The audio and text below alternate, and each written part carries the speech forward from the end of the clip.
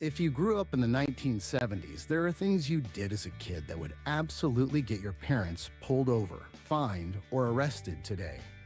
And here's the strange part. Back then, nobody thought twice about it. No one called it dangerous. No one called it irresponsible. No one called the police. We weren't fearless. We weren't tougher. We were just living inside a system that hadn't figured out yet how close to the edge we really were. This isn't a story about how the past was better. It's a story about how normal danger used to feel and how lucky a lot of us actually were. Kids riding in truck beds. There was a time when the back of a pickup truck wasn't a red flag. It was the best seat in the house.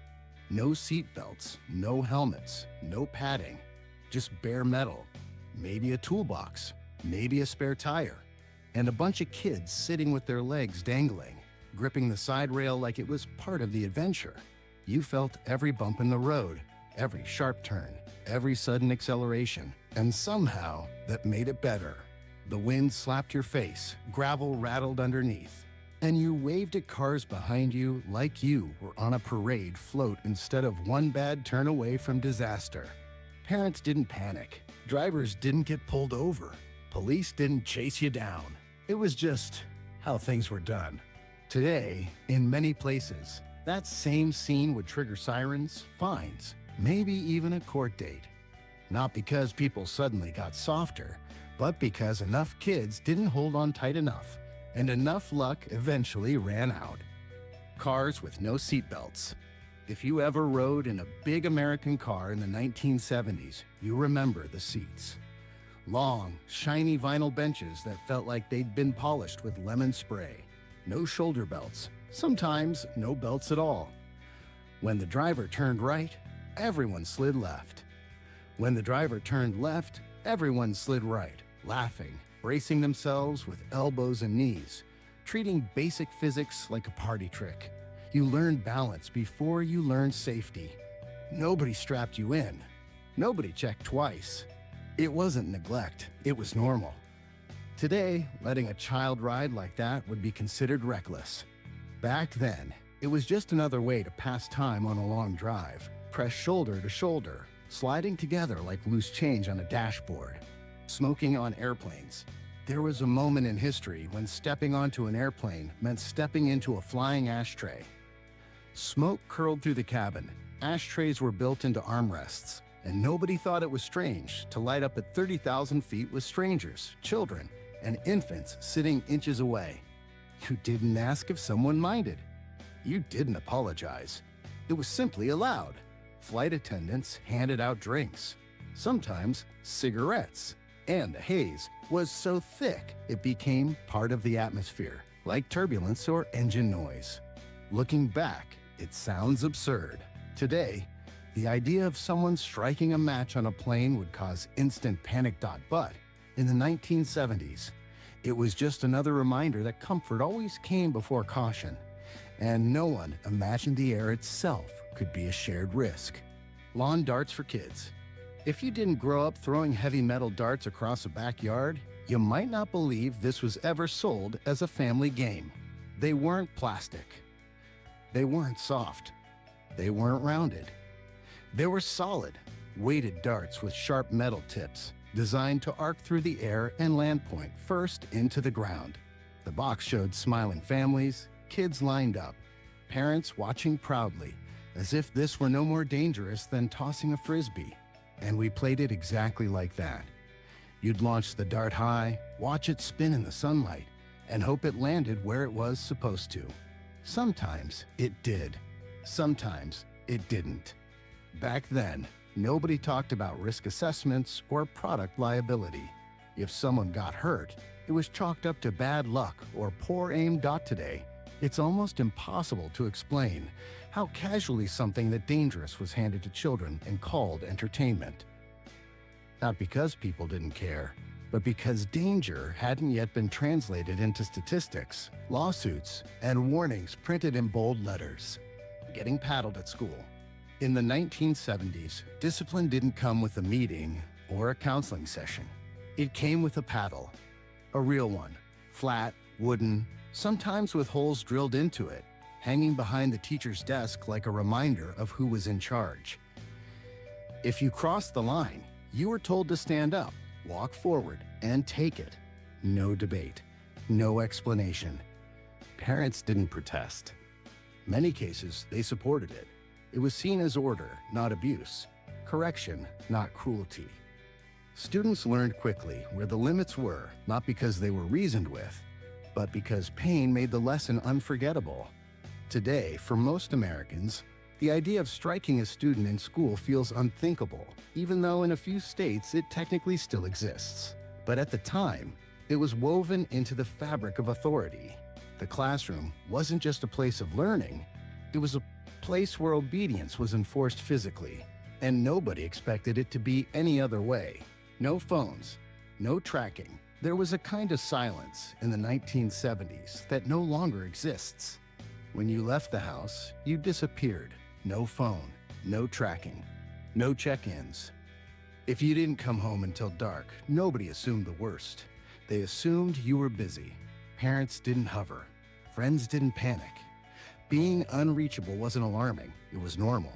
You could wander for hours, ride bikes across neighborhoods, sit somewhere alone with your thoughts, and the world didn't demand to know where you were every second. That solitude wasn't loneliness, it was space.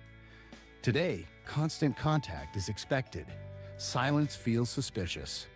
Back then, silence was freedom.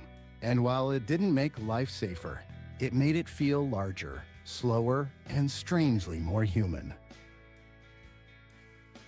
In the 1970s, toy guns didn't look like toys. They looked real, heavy, dark, detailed down to the grip and barrel, sometimes even made of metal. Kids ran through neighborhoods holding them, pointing them, pretending to be soldiers or cops, and nobody screamed. Parents didn't panic. Neighbors didn't call the police. Everyone understood it was play.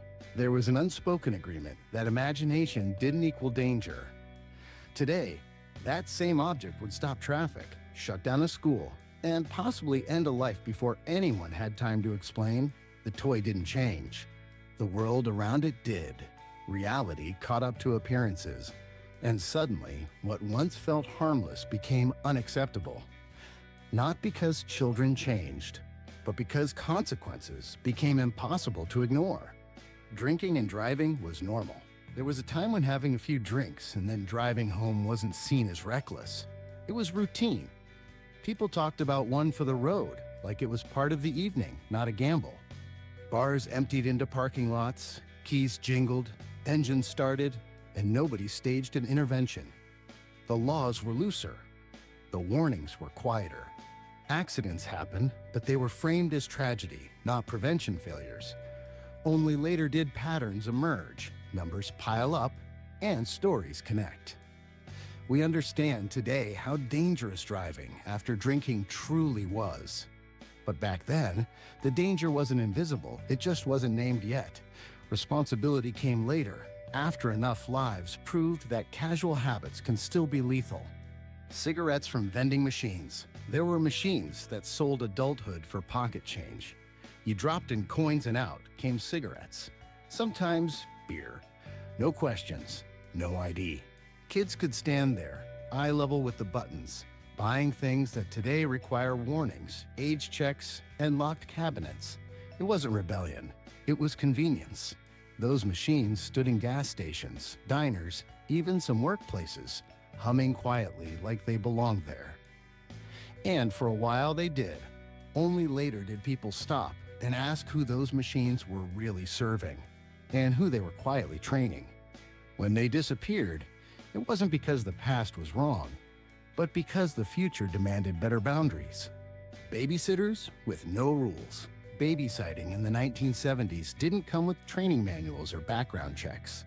It came with a house key, a fridge full of soda and beer, and a quick wave from parents already halfway out the door. Teenagers were left in charge of children with no phone to call for help, no list of emergency numbers taped to the wall, and no expectation that anything could possibly go wrong. After the kids went to sleep, the house often turned into something else entirely. A cigarette by the window, a drink from the fridge, sometimes friends stopping by, because why not? It wasn't neglect. It was trust, stretched thin and held together by habit. Parents assumed maturity would rise to the occasion. Sometimes it did. Sometimes it didn't. Today, the idea of a 15-year-old drinking, smoking, and hosting friends while responsible for a child would cause outrage. Back then, it barely raised an eyebrow. Not because people didn't care, but because responsibility was learned by being handed too much of it too soon. We didn't grow up in a safer world. We grew up in a quieter one, where danger didn't announce itself with warning labels and alert tones. A world that trusted people to figure things out as they went, and sometimes paid the price when they didn't. Looking back, it's easy to laugh, easy to shake your head and say, you can't believe any of this was normal. But it was. Not because the past was smarter, or tougher, or better. It was simply unfinished. The rules we live with now were written by the mistakes we survived then. And every memory you just smiled at is proof that luck played a bigger role than we like to admit. If you lived through it, you weren't fearless. You were fortunate.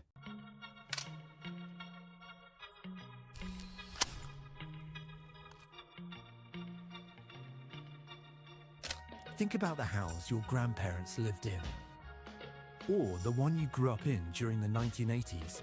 The front porch was where adults talked until the streetlights came on.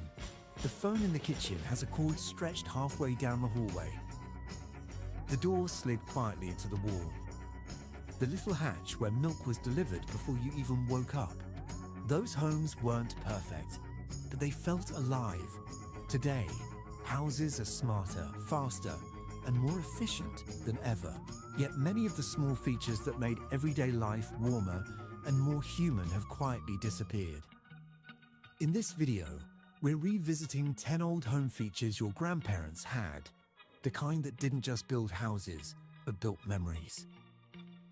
Walk into an older home, and you start noticing them everywhere. Shelves carved directly into the wall, narrow cabinets tucked beside doorways, window seats that open to reveal hidden storage underneath. These weren't luxury features. They were simply part of how houses were built when space mattered and craftsmanship was personal. Built-ins were designed to solve real problems. They reduced clutter, eliminated the need for bulky furniture, and gave every room a sense of purpose. Instead of filling homes with standalone storage, the house itself became the storage. Over time, these small architectural details quietly shaped how families lived, where photos were displayed, where books were kept, where keys were dropped at the end of a long day. Modern homes often prioritize speed of construction over thoughtful design, which is why built-ins have become rare. But what disappeared wasn't just storage. It was the feeling that the house had been designed specifically for the people living inside it. There was a time when the front porch wasn't decoration. It was infrastructure for human connection. Families sat outside in the evenings, kids played on the steps, neighbors waved as they walked by, and conversations happened naturally, without being scheduled days in advance. Porches created a soft boundary between private life and public life. You were technically at home, but you were still part of the neighborhood. That design encouraged trust, familiarity, and a kind of slow social rhythm that modern life rarely allows anymore. You didn't need to text before stopping by. You just showed up and leaned against the railing. As air conditioning, garages, and backyard decks became more common, front porches slowly lost their role in everyday life. Houses turned inward. People retreated indoors. What disappeared wasn't just an architectural feature, but an entire culture of casual connection that once made communities feel smaller and warmer. If you grew up with a laundry chute, you probably remember the small door in the hallway or bathroom that felt almost magical. Instead of carrying heavy baskets of clothes down flights of stairs, you simply opened the hatch, dropped the laundry inside, and gravity handled the rest. It sounds like a small convenience, but it reflected a larger philosophy in older home design. Builders understood that daily life was filled with repetitive tasks, and they looked for practical ways to make those tasks easier. Laundry chutes weren't about luxury. They were about respect for effort, especially in multi-story homes where doing chores already required enough energy. Today, safety concerns and changing floor plans have made laundry chutes far less common. But the reason people still miss them is simple: they worked beautifully. They made everyday life smoother in a way that felt thoughtful rather than technological, which is exactly why they continue to live so vividly in people's memories. Pocket doors were one of the most elegant solutions ever built into American homes. With a gentle pull, a room could transform from open and social to quiet and private, all without sacrificing a single inch of floor space. These doors didn't swing outward, didn't interrupt furniture placement, and didn't demand attention. They simply disappeared when you didn't need them and reappeared when you did. That flexibility shaped how families used their homes. The dining room could feel expansive during gatherings and intimate during quiet evenings. The living space could shift with the rhythm of the day. Modern construction often skips pocket doors because they cost more to install and require better craftsmanship. What we lost wasn't just a type of door, but a subtle ability for homes to adapt gracefully to real human moments. The milk door was a tiny feature with a surprisingly large meaning. It was a small insulated compartment built into the exterior wall, allowing the milkman to leave fresh bottles each morning while families slept. No doorbell, no interaction, no anxiety. Just a routine built on reliability and trust. For many families, opening that little door became part of the rhythm of the day, as familiar as brewing coffee or packing lunches. Over time, refrigeration improved, delivery services disappeared, and concerns about security grew stronger. So the milk door quietly vanished. But what disappeared with it was more than a delivery method. It was a reminder of a world where neighborhoods functioned on consistency, where strangers played predictable roles in everyday life, and where even the architecture of a home assumed that trust was normal rather than risky. Before refrigerators became common, families relied on large blocks of ice to keep food cold. Homes were designed with small exterior doors that allowed ice deliveries to be placed directly into insulated compartments without anyone entering the house. It was an entire system built around routine, logistics, and physical effort that most of us never had to witness. That system eventually disappeared, but traces of it remained. Many older Americans continued, calling the refrigerator an icebox, long after ice deliveries were gone, not out of stubbornness, but because language holds memory longer than technology does. Today, the ice door feels like a strange historical detail, but it represents something familiar: how deeply our homes shape our habits, our words, and our sense of normal. Even when the object vanishes, the feeling attached to it often lingers far longer than we expect. Older homes often included a small, almost forgotten feature, a built-in phone nook, sometimes paired with a tiny shelf, a notepad, and even a narrow chair. The family phone wasn't carried in pockets. It lived in one place, usually near the kitchen, where everyday life naturally passed by. That physical anchor-shaped behavior. Conversations happened where the household gathered. Kids stretched the long cord around corners for privacy, while parents pretended not to listen. Important calls felt like events, not interruptions. The phone was part of the home's rhythm, not something that followed you everywhere. Smartphones made communication constant and portable, but they also erased the idea that certain moments deserved focus. What disappeared wasn't just furniture built into the wall, but the subtle boundary between connection and quiet.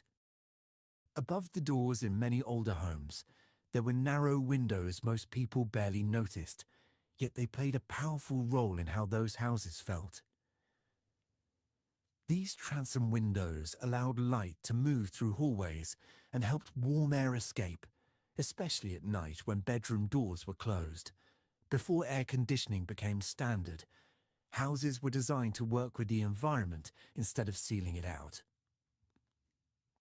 Opening those small windows created gentle airflow, making rooms feel cooler, brighter, and less confined. They were a simple, passive solution that required no electricity, no apps, and no control panels. Modern homes rely heavily on mechanical systems for comfort, which makes features like transom windows feel unnecessary. But what disappeared was a kind of architectural wisdom, the idea that a house should collaborate with nature instead of constantly fighting against it. In many mid-century homes, the attic fan was the quiet hero of summer nights. You opened a few windows, flipped the switch, and felt the entire house begin to breathe. Warm air was pulled upward, cooler air flowed in, and suddenly sleep felt possible again without relying on expensive air conditioning. The sound of that fan became part of the background of family life, a steady hum that signaled relief after a hot day. It wasn't flashy technology, but it worked remarkably well, especially in climates where nights cooled naturally. As central air systems became standard, attic fans faded into obscurity. Yet they represented something thoughtful about older design, efficiency through simplicity. Instead of overpowering the environment, these homes used smart airflow to create comfort in a way that felt gentle, practical, and deeply human. Many older homes, especially in rural areas, included underground spaces that served multiple purposes, storing food, preserving harvests, and providing shelter during severe storms. These weren't afterthoughts. They were fundamental parts of how a house functioned. A root cellar stayed naturally cool year-round, keeping vegetables fresh long before modern refrigeration existed, during tornado warnings or violent storms. That same space became a place of safety, where families gathered and waited together. It wasn't just storage. It was security built into the foundation of daily life. Modern homes rely on appliances and external infrastructure to handle those needs, which has made spaces like these increasingly rare. What disappeared wasn't only a room beneath the house, but the comforting sense that your home itself was actively designed to protect you. None of these features made homes more impressive on paper. They didn't raise property values. They didn't show up in advertisements. But they shaped how people moved, rested, talked, and lived inside their walls. Modern houses are smarter, faster, and more efficient than ever. That part is true, yet somewhere along the way, we traded away a few quiet comforts, the kind that didn't need to be explained or upgraded because they simply worked. Not everything old deserves to return, but some ideas were never truly outdated, only forgotten. So now I'm curious. If you could bring back just one of these features into your own home, which one would it be, and why? And if this video reminded you of a house, a room, or a moment you haven't thought about in years, share it with someone who might remember it too. Some memories deserve more than silence.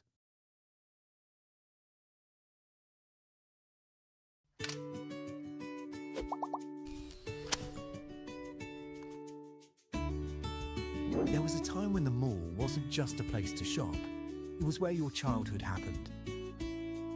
Where freedom tasted like an orange Julius, where friendships were built over pretzels, where birthdays meant pizza booths and sticky vinyl seats, and where you could disappear for hours with no phone, no pressure, no world chasing you. These weren't just restaurants. They were chapters of your life, and one by one, they vanished. Today, we're going back to the 10 mall restaurants that raised an entire generation, the places we didn't just eat at, we grew up inside. Long before Chick-fil-A was everywhere, there was the Dollhouse, and it felt different, smaller, warmer, quirkier. Some even had tiny doors for kids, like the place was built just for you. Walking past one in the mall didn't feel like fast food. It felt like stepping into a piece of old-fashioned America, where people still smiled at you behind the counter and called you on a... The menu went beyond the sandwich. Corn muffins, hearty plates, real sit-down meals. You didn't rush in and rush out. You stayed, you sat, you talked. Parents lingered. Kids felt important ordering their own food. As Chick-fil-A grew into a national giant, these little mall versions quietly disappeared. And with them went something subtle but real. The feeling that this place was made for you, not for speed. If you grew up near a Chicken George, you don't just remember the food, you remember the pride. This wasn't just another fried chicken chain. For many communities, it felt like something that belonged to them. The chicken was legendary, crispy, heavily seasoned, the biscuits soft enough to fall apart in your hands. People still swear no modern chain comes close. You'd walk through the mall and smell it before you saw it, already knowing exactly where your steps were heading. At its peak, Chicken George spread across multiple states and became one of the largest black-owned fast food chains in the country. That mattered. It meant something. But financial struggles, ownership changes, and bad timing slowly erased it. By the early 90s, it was gone. And for many people, it wasn't just a restaurant that disappeared. It was a piece of cultural identity that vanished with it. Breslers felt like pure childhood excitement behind a glass counter. 33 flavors sounded infinite when you were a kid. You'd press your face to the display, trying to make the most important decision of your entire day. Chocolate. Mint chip? Something neon blue you couldn't even pronounce. This wasn't grab-and-go dessert. This was ceremony. Sampling tiny spoons, changing your mind 3 times, finally committing, then walking the mall slowly, just to make the moment last longer. At its peak, Breslers had hundreds of locations and was a true mall staple. For many families, it was the reward after shopping. The place you went when report cards were good, when birthdays were celebrated, when small moments felt big. Then ownership changes came, expansion plans failed, and locations quietly closed. And suddenly, one of the simplest childhood joys just stopped existing. Morrison's didn't feel like a food court. It felt like home, just placed gently inside a mall. You grabbed a tray, slid past glass cases, and pointed at dishes that looked like they came straight from someone's kitchen. Fried chicken, mashed potatoes, green beans, pie that felt earned. This was where grandparents took you, where families slowed down, where shopping paused and real conversation happened. No rush, no noise, just the rhythm of trays, polite voices, and the comfort of knowing exactly what comfort food was supposed to taste like. For many people, Morrison's wasn't about excitement. It was about stability, about tradition, about the feeling that some things in life didn't change even when everything else did, as food courts shifted toward faster, louder, cheaper options. Places like Morrison's slowly faded out. And with them went a type of mall experience we never quite got back. Arthur Treacher's wasn't subtle. You could smell it from halfway down the corridor. Hot oil, crispy batter, and that unmistakable tang of tartar sauce pulling you forward like a magnet.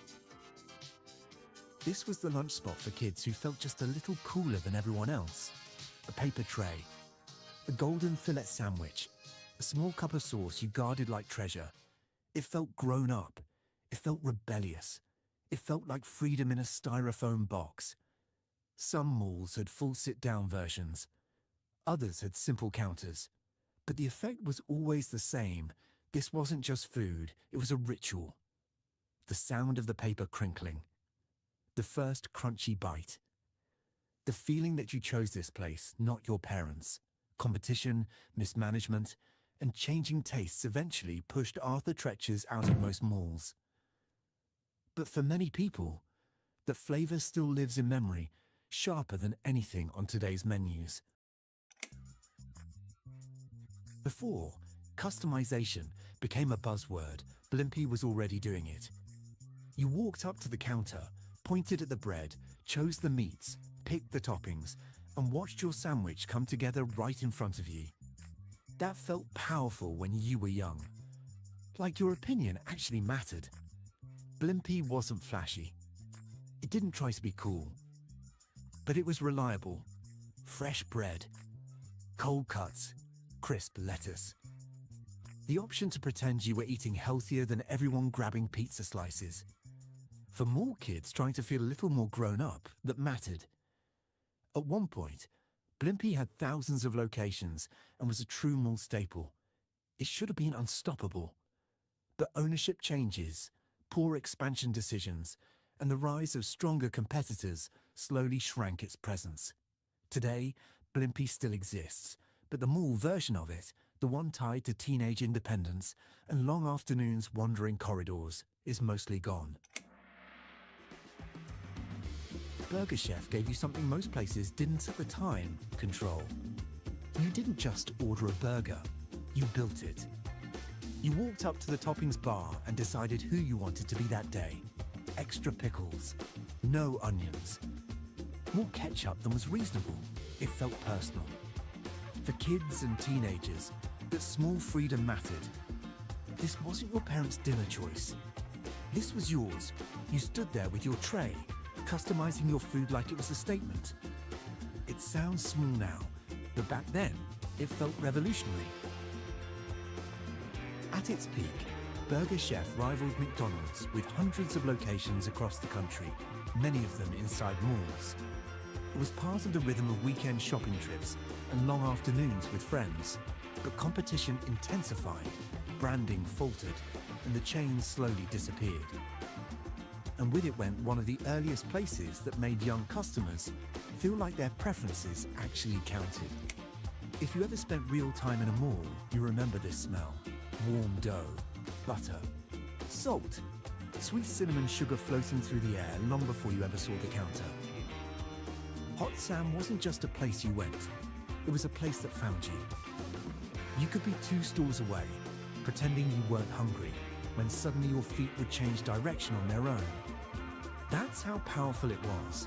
A soft pretzel in one hand, a tiny plastic cup of cheese in the other, wandering the mall with absolutely nowhere you needed to be. This wasn't just a snack. It was part of the experience. The walk. The wandering. The freedom. The feeling that the afternoon belonged entirely to you. As bigger chains took over and more culture faded, Hot Sam quietly vanished. But the memory of that smell still hits people harder than any logo ever could. Shakey's wasn't fast food. It was an event. Birthday parties. Team celebrations. Big wooden tables packed with friends. The sound of laughter bouncing off the walls. A root beer pitcher sweating on the table while pizza trays kept arriving like magic. This was where families gathered and teenagers felt grown up. Where you stayed longer than you planned to because nobody wanted to be the first one to leave.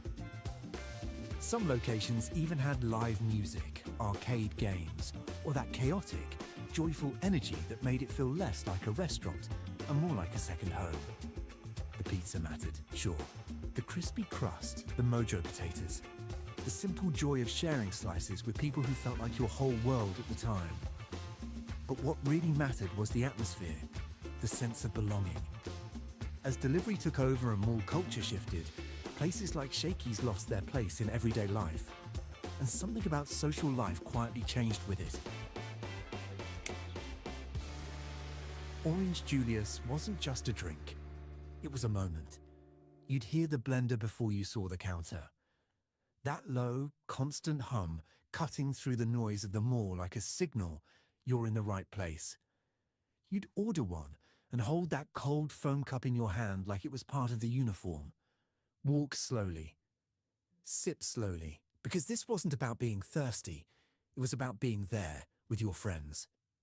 With nowhere you needed to be, no phone buzzing, no notifications, no clock chasing you. Just laughter, bad jokes, wandering store to store, pretending you weren't growing up as fast as you were. Orange Julius tasted like freedom. Tangy, sweet, creamy, impossible to fully explain. And somehow, nobody wanted it explained. The mystery was part of the magic. Every sip felt like summer, even in winter. It became the background to so many small moments that felt huge at the time. First crushes, awkward conversations, groups of friends sitting on plastic benches, thinking this version of life would last forever. Today, you can still technically find Orange Julius in a few places, but the experience is gone. The standalone counters, the atmosphere, the feeling. And maybe that's why people don't really miss the drink. They miss who they were when they drank it. These places didn't just disappear from malls. They disappeared from a version of life that no longer exists. A time when hanging out didn't require a plan, when friendships were built face to face, when freedom meant wandering for hours with a few dollars in your pocket and nowhere else you had to be. The restaurants are gone. The neon trays are gone. The buzzing food courts are gone, but the memories are still here, living quietly in the background of who we became. Everyone had their spot, their place, their ritual. So now the question isn't which restaurant you miss most. It's what memory comes back when you hear its name. Somewhere along the way, grocery stores stopped feeling like part of our lives. They became faster, quieter, more efficient, and somehow emptier. Picture a weekday afternoon. Your mom grabs her purse. The car keys jingle. Grocery day. Inside, the doors slide open. Familiar sounds. Familiar faces. The manager nods. The bagger smiles. The coffee grinder hums. In this video, we're walking back into that store. Not just to remember what disappeared, but to relive the moments that made those ordinary trips unforgettable. The coin horse and the gumball machine. Right by the entrance, before you even made it inside, there was magic. A small plastic horse that rocked back and forth for a quarter. A bright red gumball machine that felt like treasure if you were lucky enough to get one. Kids didn't beg for tablets or phones back then. They begged for 1 coin. Parents would say, "If you behave in the store, we'll stop here on the way out." And suddenly, grocery shopping had stakes, motivation, meaning. You didn't even care how long the ride lasted. You cared that it was yours. Today, those little machines are gone. And so is that quiet deal between parents and kids, that simple promise that turned an ordinary chore into something you looked forward to. The old shopping carts. Shopping carts used to feel different, taller, heavier, more solid.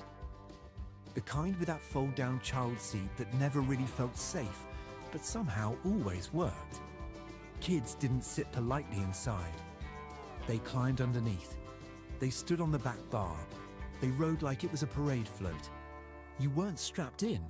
You weren't monitored. You were just there, rolling through the aisles, watching the world go by. Those carts were part of the experience. They squeaked. They rattled. One wheel always pulled to the left.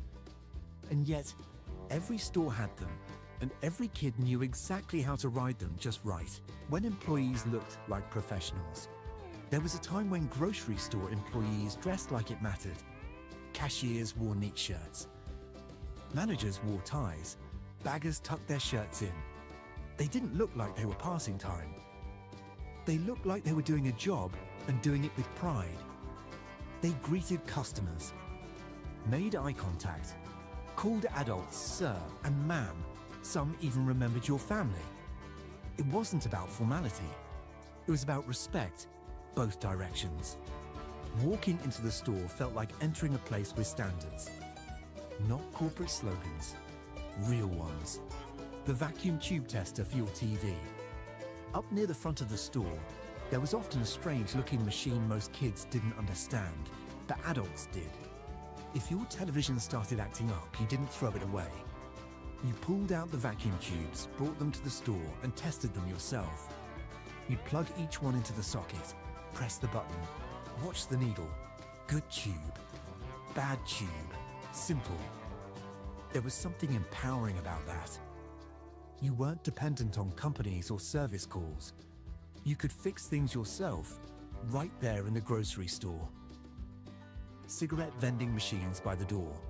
It sounds unbelievable now, but it used to be completely normal. Right near the entrance, a vending machine that sold cigarettes. No counter, no questions, no ID. Adults used them for convenience. Teenagers saw them as temptation. Everyone knew they were there. They weren't hidden. They weren't locked up. They were treated like soda machines. Eventually, people realized that convenience came with consequences. And slowly, they disappeared. Not because the world became softer, but because it finally started paying attention. The spinning comic book rack.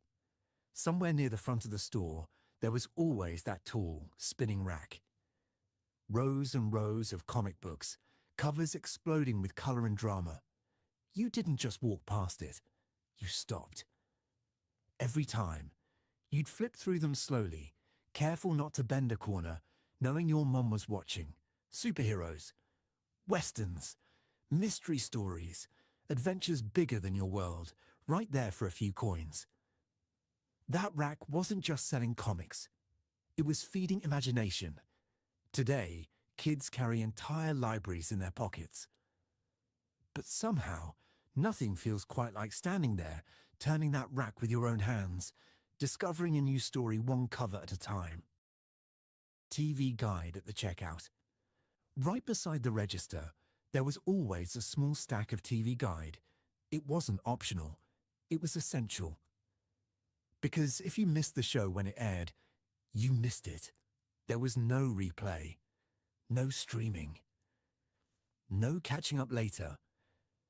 Families planned their evenings around that little magazine. You'd circle your favorite shows with a pen. You'd argue about what was worth watching. You'd build the whole week around it. That tiny booklet controlled living rooms across America. And somehow, we were perfectly fine with that. The legs pantyhose display. If you wandered through certain aisles, you'd spot them. Those strange plastic eggs stacked neatly in a display. Legs pantyhose. Kids didn't understand them, but adults did. Every household seemed to have a few of those eggs lying around, repurposed into sewing kits, coin holders, junk containers. It was packaging you didn't throw away. You kept it. You reused it. You found another purpose for it. Back then, even the packaging felt like it had a second life. Brach's pick and mix candy. The Brach's display wasn't just candy. It was ritual. Rows of open bins filled with individually wrapped sweets, caramels, toffees, divinity, peppermints. You didn't grab whatever was on top. You chose carefully. Every visit, a different mix. Every bowl at home, a custom creation. Some couples built traditions around it. A small bag of candy on the coffee table after dinner. A cup of coffee, a quiet living room, a familiar comfort. It wasn't about sugar, it was about routine, about togetherness. The in-store coffee grinder. Somewhere in the store, you'd hear it before you saw it. That low, steady rumble of the coffee grinder. You'd pour your beans in, choose your grind, push the button, and suddenly, the whole aisle smelled like fresh coffee. It felt luxurious, personal, like you were doing something special, not just buying a product. Some stores even did it for you right at the counter. You didn't need a specialty shop. You didn't need fancy branding. You just needed beans and that sound. Coffee in real tin cans. Before coffee came in colourful plastic tubs and paper bags, it came in sturdy metal tins. Folgers, Maxwell House, brands every household knew. Those cans kept the coffee fresher. But more than that, they didn't get thrown away. They became tool holders, nail containers, screw organizers, storage for whatever needed a home in the garage. You didn't call it recycling. You called it normal, the price gun on every item. There was a tiny sticker on almost everything in the store. A price printed by hand using a clunky little gun. It meant you didn't have to guess. You didn't have to trust the shelf tag. You saw the cost right there in your hand. Someone's job was to walk aisle by aisle, marking every single item. It sounds slow, it sounds inefficient, but it also felt honest, transparent. Like the store wasn't hiding anything from you. Toys inside cereal boxes. The cereal aisle wasn't about breakfast. It was about strategy. You didn't choose cereal based on taste. You chose it based on the prize inside. Tiny plastic submarines. Glow-in-the-dark rings. Decoder cards. Stickers. Sometimes the toy was better than the cereal itself. Parents knew it. Kids knew it. And every box became a negotiation. You'd shake the box gently, tilt it, listen for the rattle. That moment when you finally poured out the cereal and felt the toy slide into your hand, that was victory. Ding-dongs wrapped in foil. Ding-dongs used to feel different. Not because the recipe was magic, but because the experience was. Each one came wrapped in shiny foil. You peeled it back slowly, like opening a gift. They tasted richer, fresher, more special. Not something you grabbed mindlessly. Something you looked forward to. It wasn't just a snack. It was a small reward at the end of a long day, and for a lot of people, they've never quite tasted the same since. Jelly jars that became drinking glasses. Welch's jelly jars weren't just containers. They were future glasses. You'd finish the jelly, wash the jar, and suddenly it joined the rest of the set in the cupboard. Different designs, different characters, different memories. No one called it clever marketing. No one called it collectible. It was just normal to drink milk, water, or juice out of old jelly jars. Some families built entire kitchens around them. And somehow they always felt sturdier than anything you can buy today. Nesquik in the heavy tin can. The yellow Nesquik tin was everywhere. Heavy, solid, almost indestructible. The lid was so tight you usually needed a spoon, a knife, or a screwdriver to pry it open. Kids learned problem solving before they ever learned patience. Once it was empty, the can didn't disappear. It became storage. Craft supplies, tool holders, random household treasure. It wasn't designed to be reused. But it always was. Free gifts inside detergent boxes. Laundry detergent used to come with surprises. Real ones. Drinking glasses. Hand towels. Kitchen items. Not cheap digital coupons. Not QR codes. Physical things you could hold. You'd stand in the aisle looking at different brands, not for cleaning power, but for what came inside. And those gifts didn't feel disposable. They stayed in your house for years. Some of them are still sitting in cabinets today. Soda in glass bottles. The soda aisle sounded different back then. Clink, clink, clink. Glass bottles stacked in cardboard carriers. Heavy. Cold. Solid in your hand. You paid a deposit for them. And when you brought them back, you got money back. It taught kids responsibility without anyone ever saying a word. Don't throw it away. Bring it back. It still has value. Somehow, soda even tasted better in glass. Sauce and condiments in glass jars. Ketchup, mustard, mayonnaise, relish. Almost everything came in glass. When it was nearly empty, you didn't throw it out. You added a little water, shook it. Got every last drop. Those jars didn't go in the trash. They became storage containers, leftover holders, drinking cups, bug catchers for curious kids. A simple jar could live 10 different lives. Colored toilet paper. It sounds strange now. But there was a time when bathroom decor mattered right down to the toilet paper. Pink, blue, yellow, green. People coordinated it with their rugs, their towels, their tubs. It wasn't seen as odd. It was seen as stylish. Guests noticed. Homeowners took pride in it. Today, everything is plain white. Cleaner, safer. Simpler, but a little bit less personal too. The manual cash registers. You could hear it before you saw it. The sharp clack of buttons. The mechanical ding of the drawer. Cashiers didn't scan items. They knew the prices. Fingers flying across big plastic keys. Department buttons. Price buttons. Total buttons. Fast. Confident. Precise. As a kid, it felt like watching a performance. You stood there in quiet awe, hoping they wouldn't mess up your total. It wasn't automation, it was skill. And somehow, that made the moment feel more human, more real. The hand-slide credit card machine. If you paid with a credit card, it wasn't a beep and done, it was a whole ritual. The cashier would pull out a heavy metal machine, lay down carbon paper, place your card, then slide the handle across with a loud, satisfying clunk. Your name and number appeared like magic. You signed the slip. They tore off the copies. That was it. No chips, no chap, no digital record floating in the cloud. Just paper, ink, and trust. It felt slower, but it also felt tangible, honest.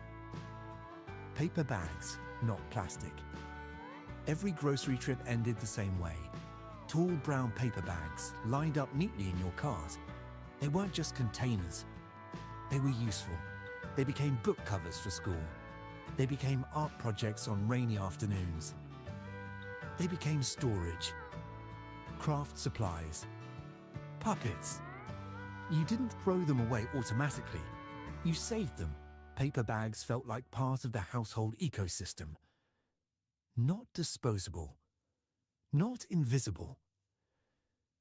Just another quiet example of how little things were used and reused. The bagger who took your groceries to the car.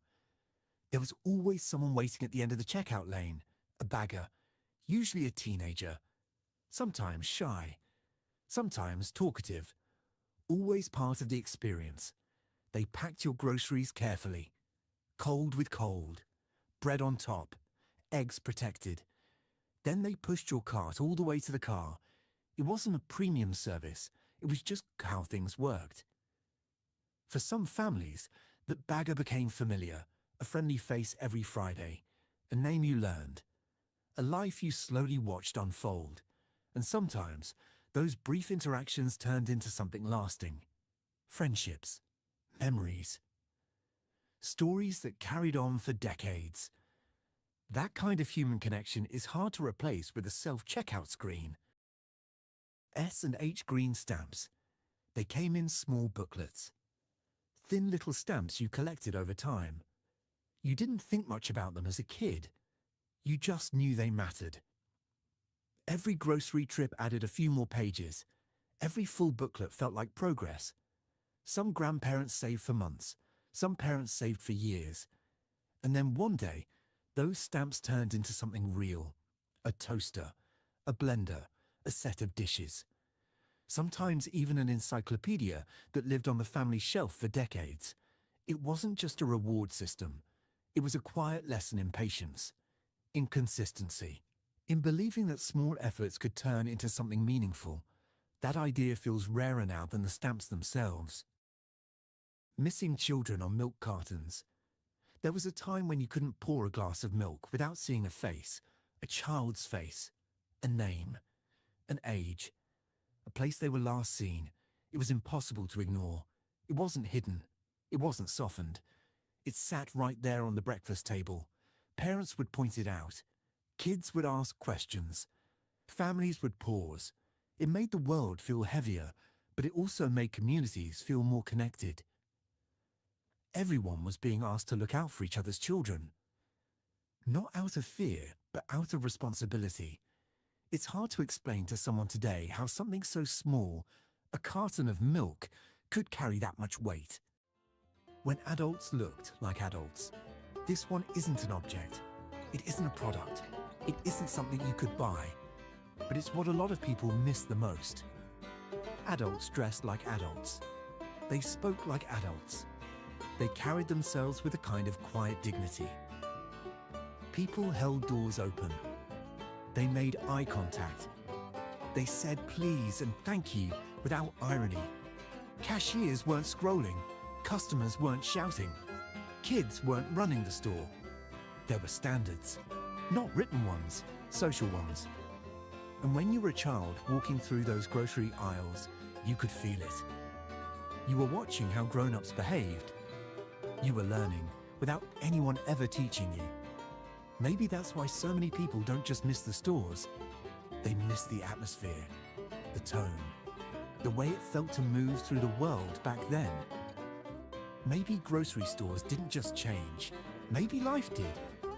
Maybe what we really miss isn't the glass bottles, or the paper bags, or the old cash registers. Maybe we miss standing beside our parents in those aisles, hearing their voices, watching their routines, feeling safe just walking next to them. A lot of those people aren't here anymore, but somehow the memories still are. They live in the smell of coffee, the sound of a register, the feel of a paper bag in your hands. If any of these moments felt familiar to you, you're not alone. Tell us what you remember, what aisle your memories still live in, what moment you wish you could walk back into just one more time. Because as long as we're still telling these stories, those old grocery stores never fully disappear. Not because life was easy, but because it felt normal. Most people who grew up poor in the 1970s didn't know it at the time. We didn't measure childhood by what we owned. We measured it by the small, everyday things we all shared, the habits, the workarounds, the ways families quietly made things last. Pliers on the TV, patched jeans, day-old bread, hand-me-down shoes, and summers that never went very far. Looking back now, those moments stand out as clear signs of how we grew up. In many homes, things didn't get replaced just because they broke. They got figured out. A TV losing its channel knob wasn't a crisis. It was an inconvenience. Someone would grab a pair of pliers, set them carefully on top of the set, and that became the new remote control. Turning the channel was a slow, delicate operation. Too fast, and the picture vanished. Too far, and the sound disappeared. Everyone learned the touch. The idea of throwing something away just because it was damaged didn't make sense. If it still worked, even a little, it still had value. This wasn't about being stubborn or cheap. It was about respect. Respect for the money that bought the thing and the effort it took to earn it. Fixing, adapting, and making do weren't special skills. They were everyday habits. And looking back, they taught an entire generation that usefulness mattered more than appearance, and that nothing was truly broken until it absolutely couldn't be used anymore. Meals in the 1970s weren't about variety. They were about reliability. Bologna, sandwiches, peanut butter and jelly, fried bologna on white bread. These weren't fallback options. They were staples. Dinner before payday might be pancakes or French toast, and no one acted like that was a problem. It was just how the week worked. Government cheese made its way into countless kitchens, melted into macaroni, or sliced thick for sandwiches. It wasn't gourmet, but it filled plates and kept everyone fed. And that mattered more than taste. Kids didn't ask what was for dinner in the way they do now. They ate what was made. Complaining didn't change the menu, and hunger wasn't something most families let linger. Looking back, those meals weren't signs of lack. They were signs of stability. Simple food, eaten together, day after day, fuel for growing bodies and quiet proof that even when money was tight, no one was going to bed hungry. Buying bread from the day-old shelf wasn't embarrassing, it was practical. The loaves were a little firmer, maybe not as soft as the fresh ones, but they worked just fine for toast or sandwiches. If a name brand showed up with a discount sticker, that felt like a small win. Some families even had entire stores dedicated to this way of shopping, scratch and dent markets where dented cans and imperfect boxes came at lower prices. Nothing was wrong with the food. It just wasn't pretty. No one talked about saving the environment or reducing waste. Those words came later. This was about stretching $1 and making sure groceries lasted until the next paycheck. It taught a quiet lesson: value isn't about perfection, it's about usefulness. And sometimes the smartest choices are the ones that don't look impressive at all. Clothes didn't retire after a single season. They lived many lives. Jeans with worn knees weren't thrown away, they were patched. Iron-on patches, hand-sewn squares, whatever fabric was available. Function came first. Appearance came second. Hand-me-downs were a normal part of growing up. Clothes passed from cousins to siblings, from older brothers to younger sisters. By the time some items reached their final owner, the fabric was thin and the colours faded, but they were still worn proudly because they still did their job. There was no concept of distressed fashion. Rips weren't style choices. They were problems to be solved. Today, people pay extra for jeans designed to look worn out, and that irony isn't lost on those who remember patching their own. Back then, the goal wasn't to look a certain way. It was to make things last. And in doing so, kids learned that worth wasn't tied to newness. It was tied to care, effort, and making the most of what you already had. Most kids didn't have a closet full of shoes. They had 2 pairs. One pair was for school, church, or special occasions. That pair stayed clean, carefully placed by the door, and worn only when absolutely necessary. The other pair was for everything else: running around outside, riding bikes, scraping along sidewalks, and getting muddy without much thought. The good pair had a job to do. It had to last. Sometimes an entire school year, sometimes longer. When it started to show wear, it didn't get replaced right away. It got rotated. You learned to walk differently in your good shoes. You paid attention. You didn't drag your feet. Shoes weren't fashion statements. They were investments. And for a lot of families, 2 pairs were plenty, as long as you took care of them and understood which ones mattered most. Older cars had personalities, and not all of them were reliable. When the engine wouldn't turn over, nobody panicked. Someone popped the hood. Someone else got behind the wheel, and a few people lined up behind the car to push. Once it was rolling, the driver popped the clutch and hoped the engine caught. Sometimes it did. Sometimes it took a few tries. Either way, help was expected, not requested. Neighbors didn't stay inside. Kids joined in. It was just part of living with a car that had seen better days. Taking it to a mechanic wasn't always an option. Repairs cost money, and money had to be saved for more important things. So families did what they could, when they could. A car that needed a push wasn't a symbol of failure. It was simply transportation that still had some life left in it.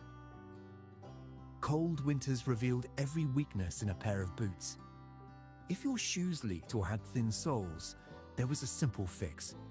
You took an empty bread bag, slipped it over your sock, and pulled your boot on over it. Sometimes the bag went outside the boot instead. Either way, it kept your feet dry.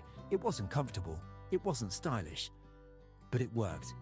Rubber bands held the bags in place, pant legs tucked in as best they could. You didn't complain, because the alternative was wet socks and frozen toes. No one thought of it as clever. It was just another solution passed quietly from one family to another. Years later, people look back and laugh. But at the time, those bread bags were proof that you didn't need new things, just workable ideas. Many kids didn't wait until adulthood to understand money. They learned early. Empty bottles were collected for deposit refunds. Newspapers were delivered before school. Babysitting, mowing lawns, and helping neighbors brought in a few dollars at a time. In some families, kids helped maintain gardens that provided food for the entire household. Vegetables weren't hobbies, they were necessities, and everyone had a role to play. That money wasn't always for toys. Sometimes it went towards school supplies or clothes. Sometimes it helped cover small household expenses. Work wasn't framed as a burden. It was just part of belonging to a family. You contributed because you could, not because anyone forced you to. Those experiences didn't make childhood harder, they made it clearer. Kids learned the difference between needs, and once long before they had words for it. And that understanding stayed with them long after the money finally showed up later in life. For many families, vacations didn't involve airplanes or hotels. They involved packing the car and driving to see relatives. A few days on a couch or a spare bed, familiar streets in unfamiliar towns. When school started again and teachers asked about summer vacation, kids talked about playing outside, going to the local pool, or visiting cousins. It never felt like anything was missing. You just assumed everyone's summer looked the same. Trips weren't about escape. They were about connection. Years later, some people realized other families went to beaches or theme parks. But that realization came slowly, and it didn't erase the memories that mattered. Those summers were full in their own way, long days, simple fun, and the quiet understanding that being together was the point. And for a long time, that was more than enough. When the school book fair flyer came home, it was studied carefully. Kids circled titles with pencils, imagining which ones they might get. Most of the time, those circles stayed on paper. There wasn't money for books, and everyone quietly understood that. Still, the book fair mattered. Walking through the tables, flipping pages, reading the backs of covers, it felt like a small window into another world. Sometimes a parent sent you with $1 or $2. Maybe you bought a thin paperback. Maybe just a bookmark. Even if you didn't buy anything, no one felt left out. The excitement was in the choosing, not the owning. Those moments taught kids that wanting something didn't mean you had to have it right away, and that imagination didn't cost a thing. If you showed up at school without lunch money or a packed meal, there was a system. You were handed a plain peanut butter sandwich. Sometimes it came with a carton of milk. Sometimes it didn't. No questions were asked, and no explanations were required. It wasn't announced. It wasn't pointed out. You took the sandwich, sat down, and ate quietly. There was no sense of shame built into it, just practicality. The school made sure you weren't hungry, and that was enough. Kids didn't complain about how dry it was or how plain it tasted. They ate and went on with their day. Looking back, it was a small thing, but it showed a quiet kind of dignity.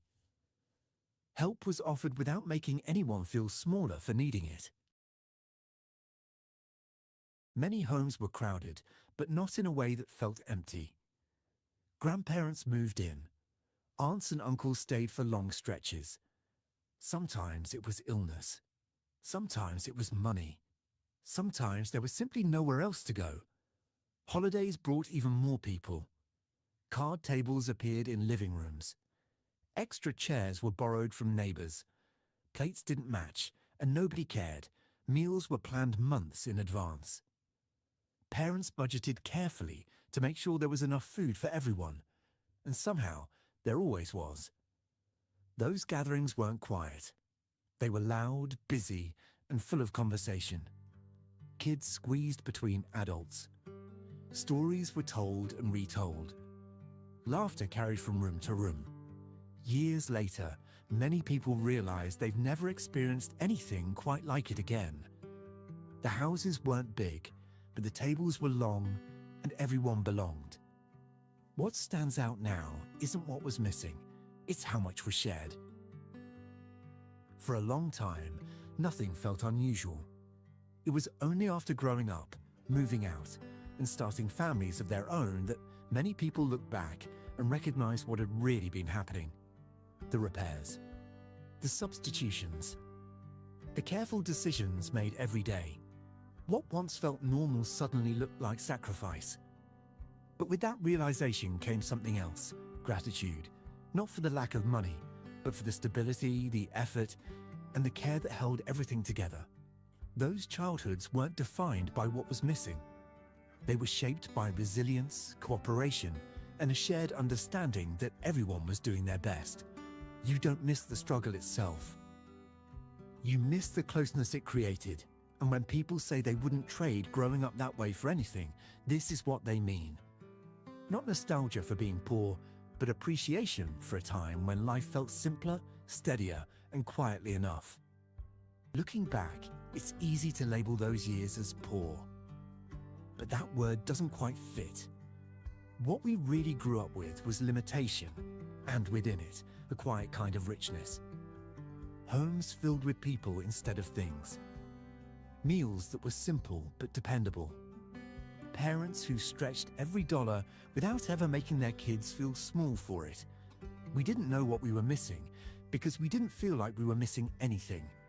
Childhood wasn't measured by upgrades or brand names.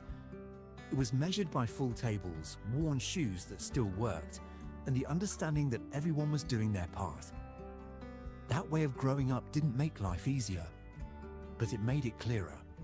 It taught an entire generation how to tell the difference between needs and wants, how to take care of what they had, and how to find comfort in people instead of possessions. Today, many of those lessons feel almost out of place. The world moves faster. Things are replaced instead of repaired, and enough is a harder line to draw. But for those who lived it, the memory remains. Not as a longing to go back, but as a grounding reminder of what truly mattered. We didn't grow up with less. We grew up learning how to live with what we had, and for many of us, that turned out to be more than enough. There was a time when fun didn't come with warning labels, when nobody told you to slow down, tone it down, or be careful. The 1970s weren't perfect, but they were alive. You didn't need permission to have fun. You didn't need instructions to belong. Some of the things we loved back then were silly. Some were risky. And some made life feel bigger than it ever has since. These are the fads that didn't just define the 70s. They defined how it felt to grow up in them. In the mid-1970s, America briefly fell in love with a rock. Not a toy. Not a gadget. Just a rock, sitting in a cardboard box with air holes, sold as a pet. And somehow, it worked. The pet rock wasn't about the object itself. It was about humor, about irony, about a generation that didn't take itself too seriously. At a time when everything else felt loud and chaotic, the idea of caring for absolutely nothing felt strangely perfect. Kids named them. Adults laughed and bought them anyway. Some parents refused, pointing outside and saying, "There are plenty of free ones out there." And kids did exactly that, turning ordinary stones into something personal and meaningful. The pet rock didn't bark. It didn't run away. It didn't need training. And that was the joke. It was harmless. It was silly. And for a brief moment, it reminded people that not everything had to be useful to be loved. Sometimes the joy was simply in being in on the joke together. Before Google, before social media, before anyone pretended to have answers, there was the magic 8-ball. You'd hold it in your hands, ask a question that felt way too important at the time, flip it over, and wait. The blue window would fill with floating words. Outlook good. Ask again later.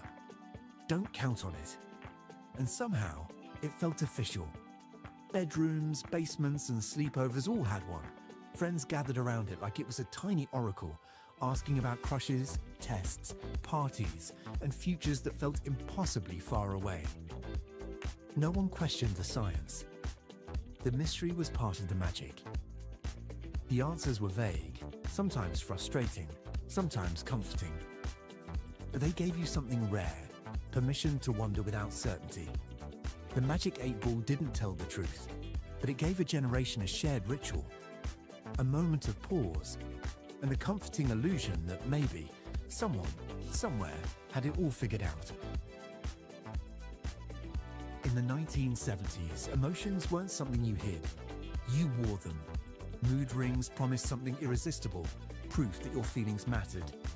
A simple ring that changed color based on your mood, or so everyone believed. Blue meant calm. Green meant happy. Black meant something was wrong. And teenagers watched those colors obsessively, convinced that the ring knew something they didn't. In reality, it was just temperature-sensitive liquid crystals reacting to body heat. But back then, that didn't matter. What mattered was the feeling that your inner world could be seen. Mood rings became especially popular with teens trying to understand themselves for the first time. Feelings were intense, confusing, and constantly shifting, and suddenly there was a symbol for all of it. They didn't actually read emotions, but they gave people permission to talk about them. And in a decade full of experimentation, self-expression, and identity, that little ring felt like a quiet promise. How you feel counts. They were simple. 2 hard acrylic balls on a string, and they made one unforgettable sound. Clack, clack, clack, clack, clack. Clackers took over schoolyards, sidewalks, and living rooms almost overnight. The goal was simple: get them swinging smoothly without losing control. And when you did, you felt unstoppable. They were addictive, hypnotic, and just dangerous enough to feel thrilling. Sometimes they shattered. Sometimes they flew apart. And sometimes someone got hurt. But no one stopped playing. No warning labels. No safety recalls, at least not right away. It's worth saying clearly, clackers were a product of their time. They're remembered as a cultural fad, not something meant to be recreated or played with today. Clackers were pure 1970s energy, loud, physical, and unapologetically risky. They demanded focus, coordination, and a willingness to fail in front of others. They didn't last long. But anyone who remembers that sound remembers exactly how it felt, standing there, wrist flicking, heart racing, hoping the rhythm wouldn't break. The smiley face didn't try to be clever. That's why it worked. A simple yellow circle, 2 dots, a curved line. And suddenly, it was everywhere, on buttons, posters, shirts, notebooks, and bedroom walls. It became one of the most recognizable symbols of the 1970s. The smiley face captured the mood of the decade, optimistic, playful, and slightly rebellious. It didn't explain itself. It didn't sell a product. It just smiled back at you. At a time when the world felt uncertain politically, economically, culturally, the smiley face offered something small but powerful, uncomplicated joy. It said, things don't have to be perfect to be good. Paired with bold colors, psychedelic art, and free-spirited design, it became part of the visual language of the era, a reminder that happiness didn't need depth or justification. Sometimes it was enough just to smile and keep moving forward. Bell-bottoms weren't just pants, they were a statement. The wider the leg, the cooler you felt. Denim flared out past the knees, sometimes so long they dragged across the ground, soaking up rain, dirt, and whatever else the street had to offer. Nobody cared. That was part of the look. You saw them everywhere. School hallways, concerts, drive-in theaters, roller rinks. Men and women wore them the same way, with the same confidence.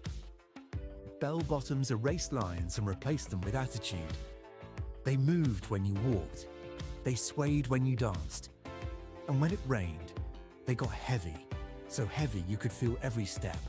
People joked about it. People complained. And then they wore them again the next day. Bell-bottoms weren't practical. They weren't flattering on everyone. But they made you feel like you belonged to something larger. A generation that refused to blend in chose clothes that literally took up more space. If bell-bottoms made you wider, platform shoes made you taller, sometimes dramatically so. Platform shoes took over the 1970s with thick soles, bold colors, and unapologetic height. Sandals, boots, even sneakers were lifted inches off the ground. And it wasn't just women wearing them. Men wore them proudly too. On disco floors, platforms clicked and stomped in rhythm with the music. They demanded attention. They forced confidence. You couldn't hide in shoes like that. They weren't always easy to walk in. Ankles twisted, balance was tested, but discomfort was a small price to pay for the feeling of being larger than life. Platform shoes matched the decade's energy perfectly, flashy, expressive, and fearless. They turned walking into performance and fashion into theatre. For a moment in time, everyone stood taller. Not just physically, but socially. Platforms didn't whisper style, they announced it. Leisure suits were the 1970s saying, why not? Made almost entirely of polyester, they came in colours that refused to be ignored. Mustard yellow, burnt orange, baby blue, avocado green. Smooth, shiny, and unmistakably synthetic, they were worn with pride. Originally marketed as casual wear, leisure suits quickly became party uniforms. Open collars, gold chains, confidence bordering on excess. They were loud, flashy, and completely unconcerned with subtlety. Looking back, they're easy to laugh at. But at the time, leisure suits were freedom stitched into fabric. They rejected stiff rules and conservative dress codes. They were comfortable, expressive, and fun. People didn't wear them to blend in. They wore them to be seen. Eventually, tastes changed. The jokes came later. But for a few years, leisure suits represented something powerful, a generation dressing for joy, not approval. They weren't timeless, but they were fearless. Hot pants didn't ask for permission. They simply showed up and changed the conversation. Ultra-short shorts exploded onto the scene in the early 1970s, worn by young women who were done hiding their bodies or waiting for approval. Hot pants were bold, playful, and unapologetically confident. They appeared on city streets, in clubs, on television, and in fashion magazines. Paired with halter tops, tank tops, or knee-high boots, they became a symbol of personal freedom and the shifting role of women in society. To some, they were shocking. To others, they were empowering. Hot pants weren't about being provocative for attention. They were about comfort in one's own skin, about choosing what to wear without explaining it. For a generation coming of age during social change, they represented ownership, of style, of movement, of identity. They didn't last forever, but they left a mark. Hot pants proved that fashion could be fun, fearless, and deeply personal, all at the same time. Few hairstyles have ever defined a decade the way Farrah Fawcett's did. Soft waves, feathered layers, sun-kissed volume that looked effortless, like it was shaped by wind, not mirrors. After Farrah appeared on television and posters everywhere, millions of women wanted the same look. Hair salons were flooded with requests. Blow dryers worked overtime. Hairspray became a necessity, and mirrors reflected a shared dream of that breezy, confident California glow. Farrah's hair wasn't stiff or severe. It moved. It flowed. It felt alive. More than a style, it represented a new kind of beauty, natural, athletic, approachable. Not distant or perfect, but warm and real. For many women, copying that hairstyle wasn't about imitation. It was about capturing a feeling. Freedom, health, optimism. Trends come and go. But that hair remains iconic because it didn't just look good. It felt like the future. If you walked into a home in the 1970s, chances are the floor didn't just cover space, it made a statement. Shag carpeting came in thick, deep piles and unforgettable colours. Burnt orange, avocado green, earthy browns. Sometimes it even climbed up the walls. It was everywhere. It wasn't practical. It trapped dust. It was hard to clean. But it felt good under your feet. Soft, warm, inviting. Shag carpet turned living rooms into lounging spaces. Kids sprawled out watching TV. Teenagers lay on the floor listening to records. Families gathered together, close and comfortable. It matched the mood of the decade, relaxed, informal, and unconcerned with perfection. Homes felt lived in, not staged. Looking back, it's easy to laugh. But for those who remember it, shag carpet means comfort. It means being barefoot. It means staying a little longer. It means home. Turn off the lights, plug it in, and wait. A lava lamp didn't rush. It slowly came alive, thick blobs of color rising, falling, stretching, merging. No two moments looked the same. Lava lamps were everywhere in the 1970s. Bedrooms, dorm rooms, living rooms. They didn't serve a practical purpose. You didn't read by them. You didn't work under them. You watched them. They fit perfectly into a decade that valued mood over speed. A time when sitting still wasn't wasted time. When zoning out was allowed. Paired with music playing softly in the background, lava lamps became part of the atmosphere. Hypnotic, calming, slightly surreal. They weren't loud. They didn't demand attention. They invited it. Even today, one glance instantly brings back that era, because lava lamps didn't just light a room. They slowed it down. Before you had a driver's license, roller skating was freedom. Roller rinks were where everything happened. Music blasting, lights flashing, friends circling endlessly, showing off moves they practiced all week. It was exercise, social life, and entertainment all in one. Parents dropped kids off and came back hours later. No phones, no tracking, just trust. Roller skating wasn't just a hobby, it was a culture. Tube socks, short shorts, tank tops, disco beats echoing across polished floors. You didn't need money to belong. You just needed skates. It was where friendships formed, where crushes started, where you learned confidence by falling and getting back up. When roller skating faded, something went with it, a shared space, a shared rhythm. For many, it wasn't just fun. It was the place where growing up happened. The 1970s didn't give us better technology. They didn't give us safer rules. And they definitely didn't give us perfect choices. What they gave us was space. Space to be bored. Space to wander. Space to make mistakes without an audience watching every move. Those fads didn't last. Some were silly. Some were risky.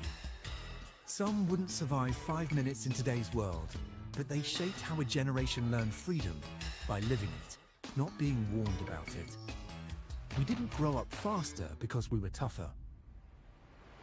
We grew up differently because the world hadn't wrapped itself in caution yet.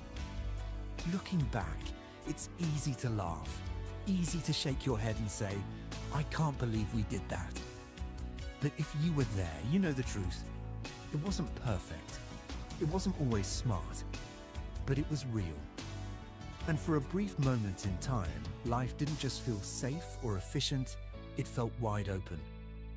If you remember it, you didn't just watch the 1970s go by, you lived inside them. Do you remember those little pills that sat quietly in the medicine cabinet, right next to the thermometer and iodine bottle? In the 1970s, doctors prescribed them without hesitation. Pharmacies sold them as symbols of modern science. We trusted them, sometimes even gave them to children or pregnant mothers. But today, many of these substances are strictly regulated or banned for general use. This is not a story about blame. It's a story about how medical certainty slowly changed with time. 1. Quaalude methaqualone. In the early 1970s, Quaalude was everywhere. If someone complained of sleepless nights, nervous tension, or thinking too much, doctors often reached for this name without a second thought. To many families, it was simply a sleeping pill, no different from aspirin or cough syrup. Some people even remember it as a tablet that helped them finally rest after long days of work.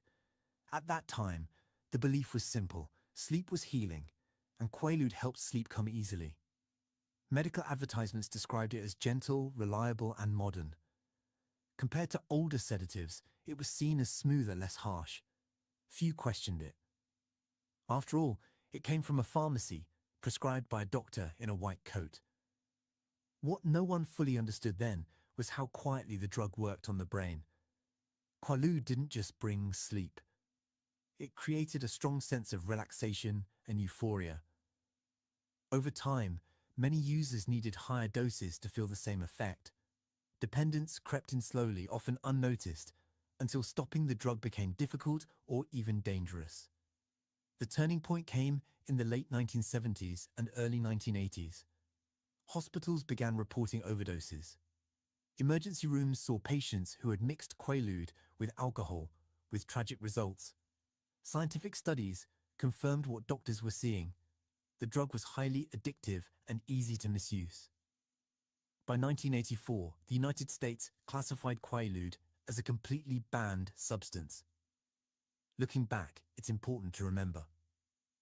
People trusted it because they didn't yet know better. It was a lesson learned the hard way in a time when medical knowledge was still catching up with real life. 2. Thalidomide.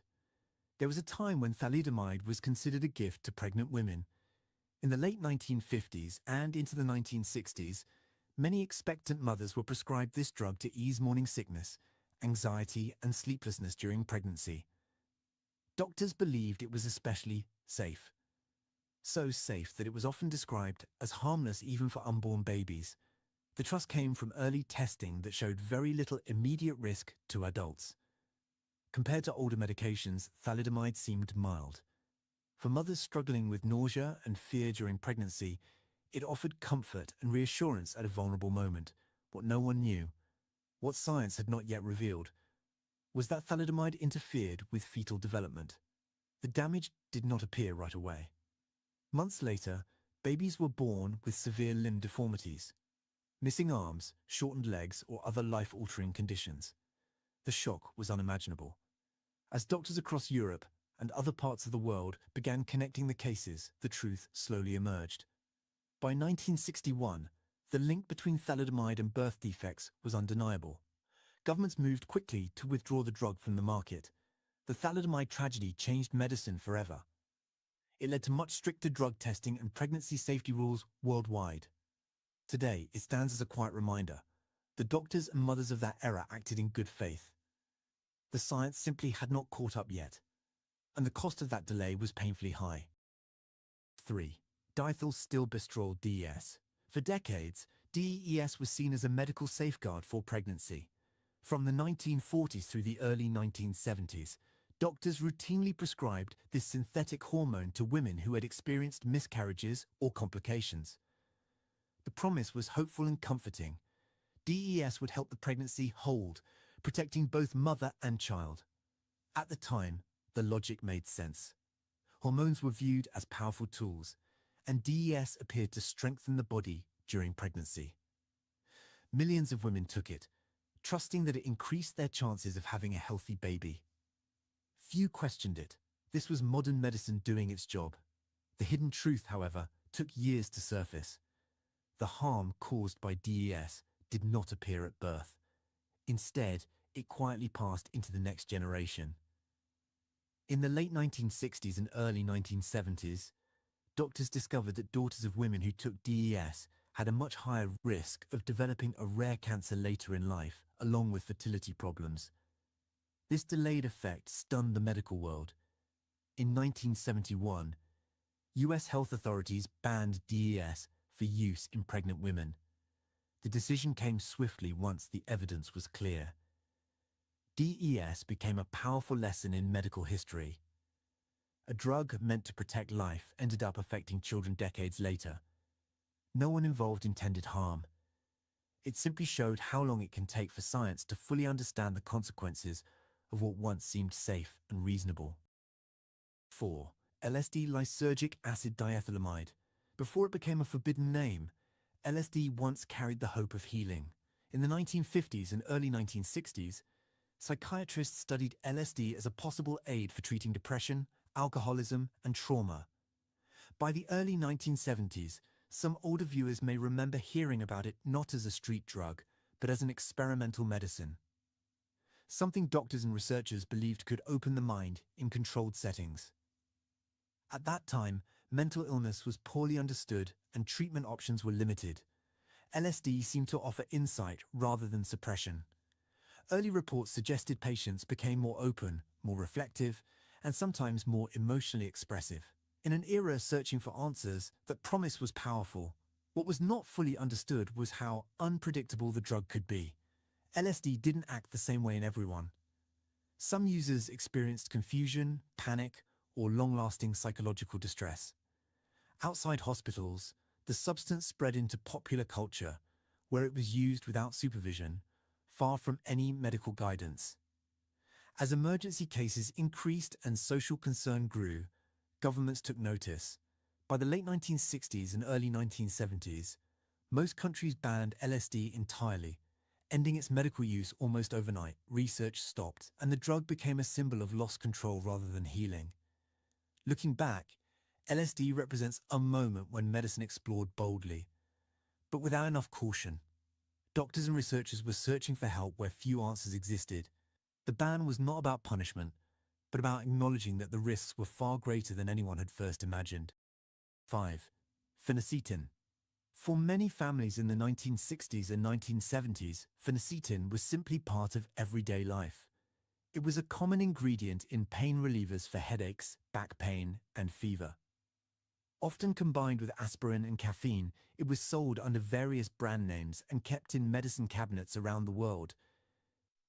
People trusted it because it worked, and because it had always been there.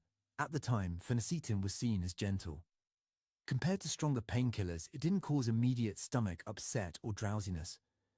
Doctors prescribed it freely, and few imagined danger in something so ordinary, so familiar. The problem was not sudden. It was slow and silent. Over years of regular use, researchers began noticing patterns: kidney damage, anemia, and later, increased risks of certain cancers. These effects didn't appear after one pill, or even one bottle. They emerged after long-term exposure, making the connection easy to miss at first. By the mid-1970s, scientific evidence became too strong to ignore. One country after another removed phenacetin from the market. Safer alternatives replaced it, and a once trusted pain reliever quietly disappeared. Phenacetin's story reminds us that everyday medicines can hide long-term consequences. People used it in good faith, following medical advice of the time. The knowledge simply came later, after years of use had already passed.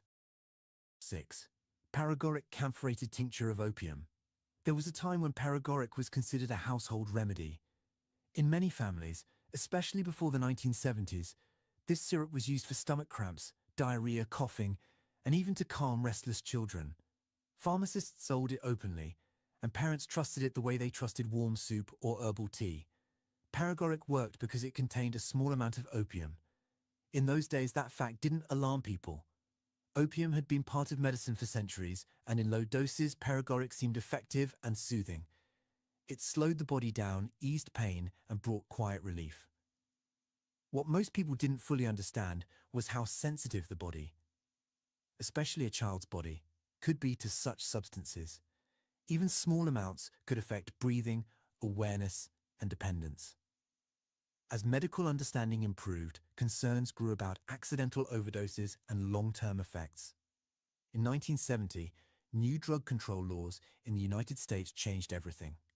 Paregoric was no longer sold freely. Over time, its use became tightly restricted, available only by prescription and in rare situations.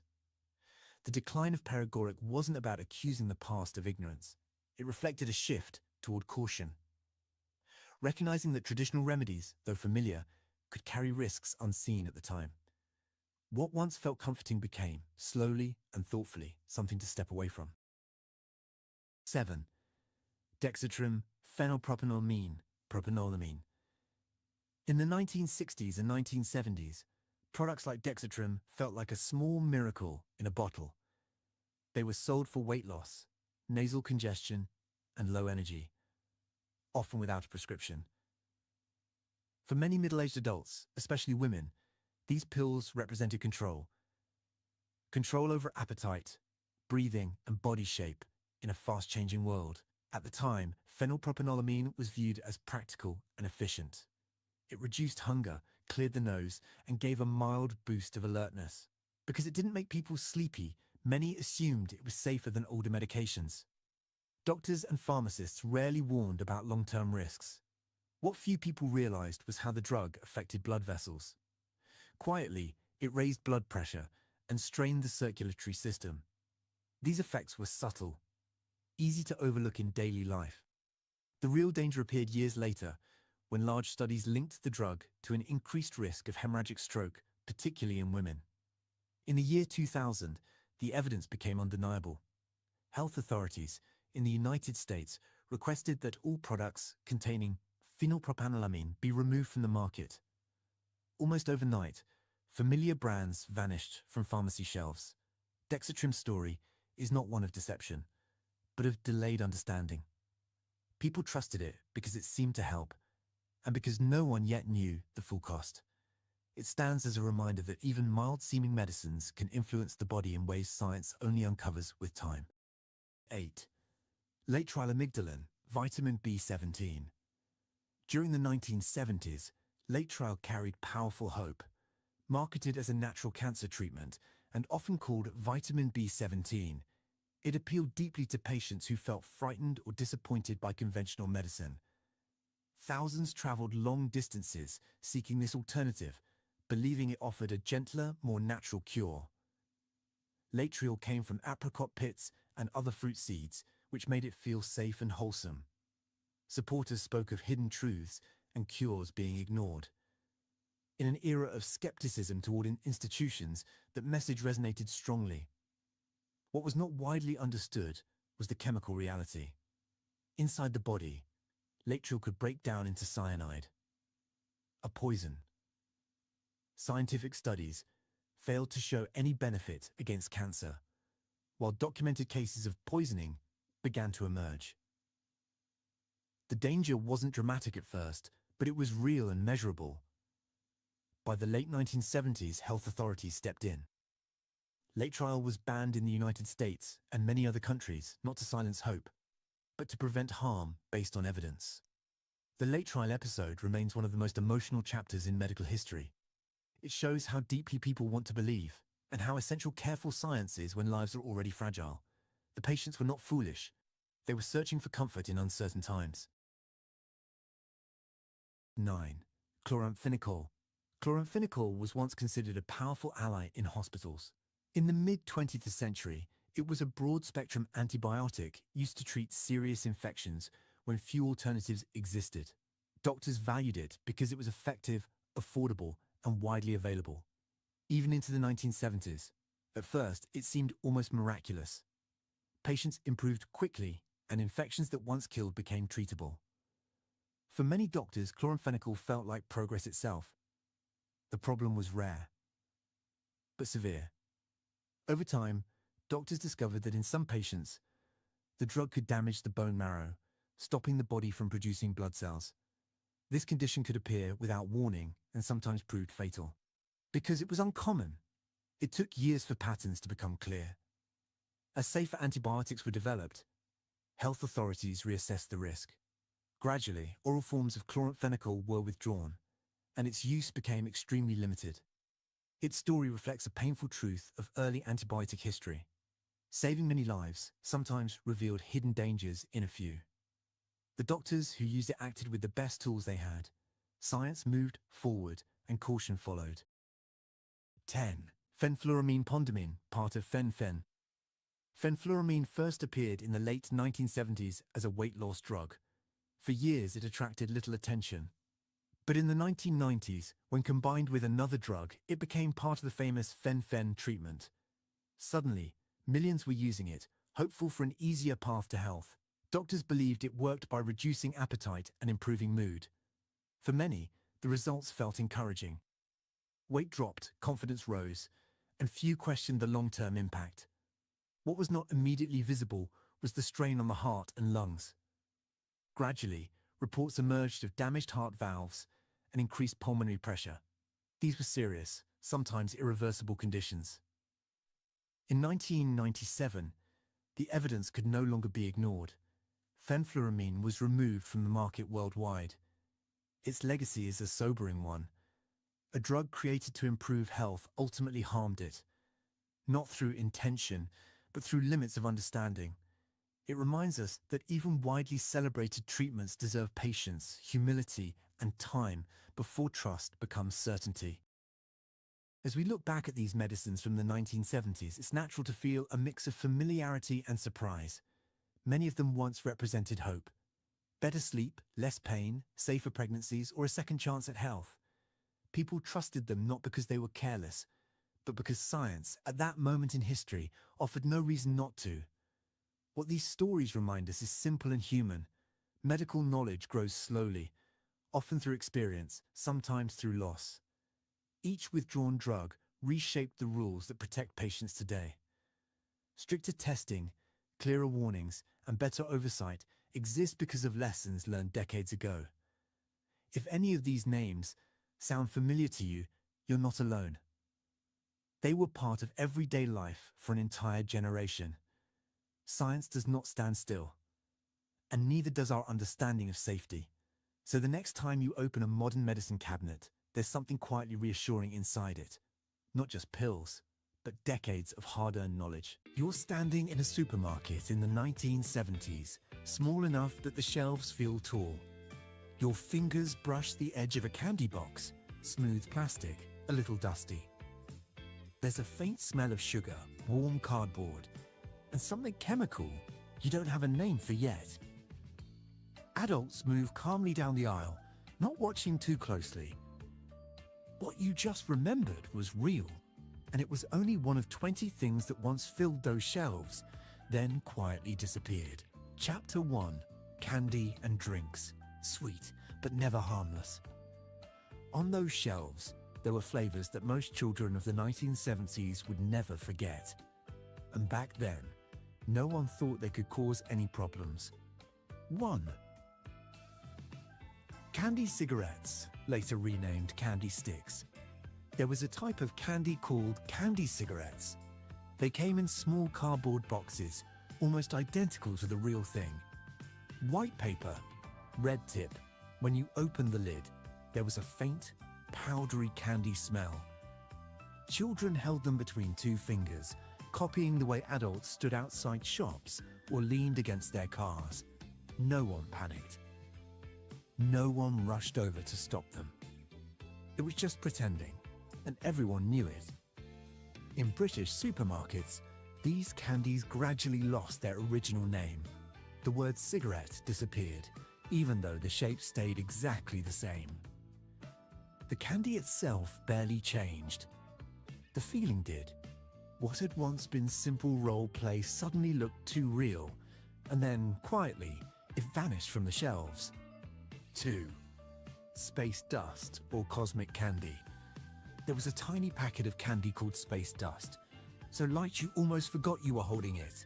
Tear it open, pour it onto your tongue, and instantly your whole mouth woke up. Crackling. Popping. A gentle fizz you could almost hear inside your own ears. Kids burst out laughing, dared each other, swore it felt like something wasn't right, then still reached for another packet. Rumors spread quickly, much faster than the truth. Adults whispered that it might be dangerous, that it could do strange things inside the body. Most of it wasn't true, but fear doesn't need proof. Before long, space dust disappeared, leaving behind only the memory of that sharp, electric jolt on the tongue. 3. Diet drinks sweetened with cyclamate. Then there were the diet sodas. Cans that looked completely ordinary. Bright colors. Simple fonts. They promised sweetness without the burden of sugar. Adults drank them at kitchen tables, in cars parked along the curb, trusting the label and getting on with their day. Cyclamate was just another ingredient.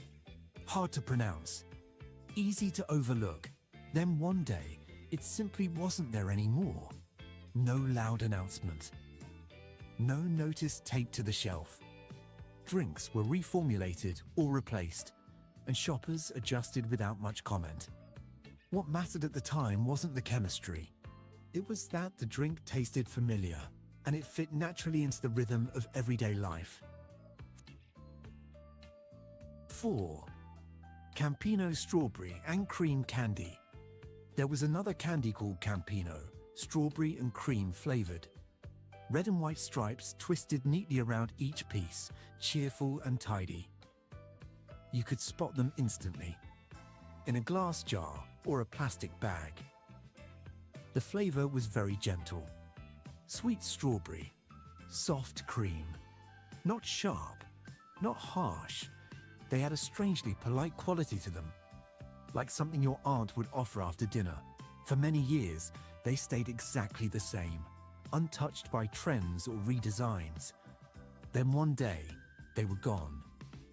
Nothing that came after ever truly recreated that calm sweetness. People noticed, but quietly. Some things don't disappear with a bang. They simply stop showing up. Chapter 2. Household chemicals.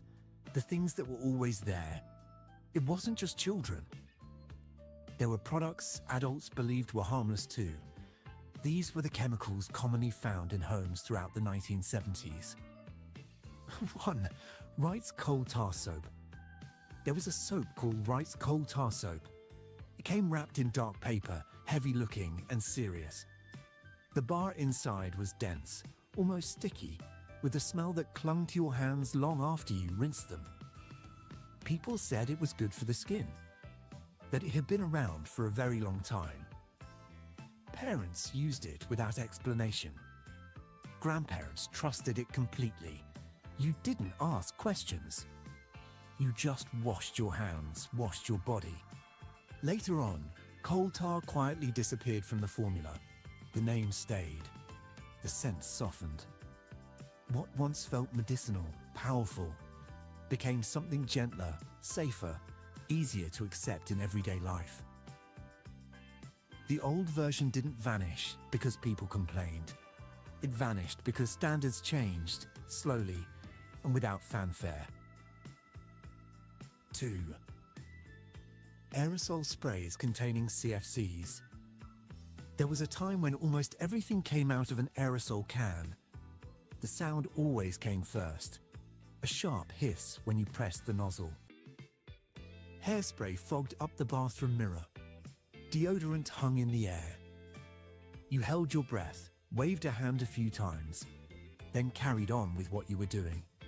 No one talked about where that mist went afterward. It simply disappeared.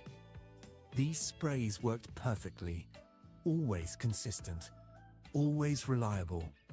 When they began to vanish, the feeling was inconvenience more than fear. The replacements didn't spray the same way. They sputtered. They dripped. Something smooth had been lost, and most people noticed it immediately. 3. Talcum powder. In the bathroom, there was also talcum powder. The container was very simple, usually pink or white. You gave it a gentle shake, watched the soft cloud rise and fall. The scent was clean, familiar, comforting. Babies. Bathrooms. Bedtime routines. It felt harmless, almost gentle by nature. No one imagined danger. In something so light, many years later, people no longer bought it the same way. Some stopped altogether.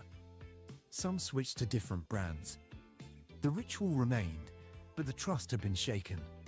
What once floated freely in the air now carried a question no one had ever thought to ask before. 4. J's fluid and other harsh chemical cleaners. There were also things in the house that weren't subtle at all. One of them was J's fluid and similar heavy-duty chemical cleaners. Their smell hit you before the bottle even came out of the cupboard. Strong, eye-watering, impossible to mistake. The floors shone afterward. The drains ran clear. You knew they worked because they felt so aggressive. Windows were opened. Children were told to stay out of the room. That was the safety system. Over time, these cleaners were diluted, relabeled, or removed. New words appeared on the bottles. Gentle, fresh, family-friendly. The old products no longer fit the mood of the time. Chapter 3. Packaging and materials. Solid, convenient, and taken for granted. Beyond food and chemicals, there were changes happening in the outer layers, the things we held, opened, twisted, and squeezed every day without really thinking about them. Packaging and materials were once taken for granted, until they weren't anymore. 1. Original glass coffee jars, the Gold Blend era. Old-style glass coffee jars, like Gold Blend, always felt heavy in the hand even before you opened them. Thick glass. A metal lid that took real effort to twist loose. When it finally gave way, there was a soft pop the moment the pressure was released. The smell of coffee spread immediately, rich and warm, filling the kitchen. When the coffee was gone, the jar didn't disappear, it stayed. It held screws, buttons, nails, coins, or nothing at all. Kitchen cupboards were full of jars like that. So were basements. No one worried about the weight or the risk of breaking. Glass meant quality. It meant what was inside was worth protecting. When plastic replaced it, the change felt practical. But something solid was lost, and it wasn't easy to name. 2. Lead-soldered food cans. Lead-soldered food cans looked no different from any other cans. Simple labels, firm seams, familiar shapes. They were stacked neatly in kitchen cupboards and pantries. People opened them with basic tools, tipped the contents into a pot, and carried on. There was no reason to think about how the can had been sealed. It had always been that way.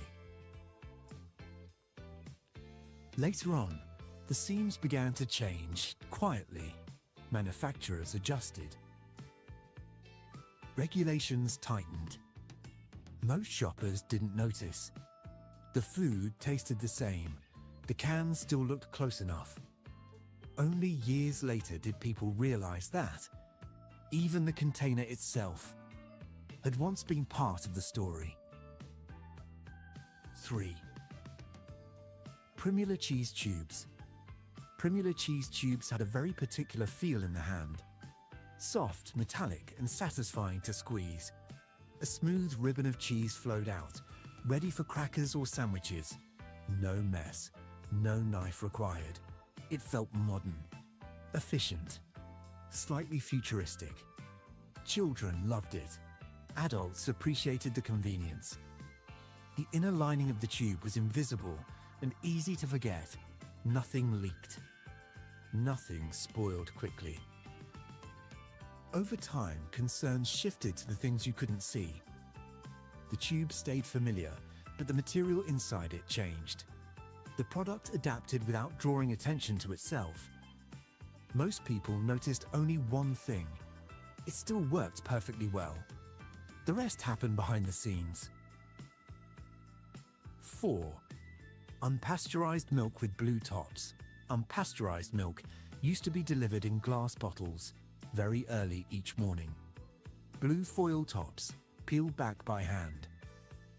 Cream rose to the surface, thick and unmistakable. You shook the bottle or you didn't. Either way, it was part of the ritual. Milk back then tasted fuller, heavier. People trusted it because it was local, fresh, and part of everyday life. Gradually, regulations grew stricter. Pasteurization became the standard. Blue top bottles became harder to find. What disappeared wasn't just a product, but a small daily habit, something that had once been completely ordinary. Chapter 4. Toys and children's items. More freedom and more risk. On supermarket shelves in the 1970s, there were things tied to childhood, items that were handed directly to children, with very few rules and a great deal of freedom. 1. Clackers. There was a toy called Clackers. Just two hard plastic balls connected by a string. Nothing more. You held the small ring in the middle, set your wrist just right, and the two balls began to swing. Clack, clack, clack. The sound carried across sidewalks and schoolyards. It drew attention, and that was part of the appeal.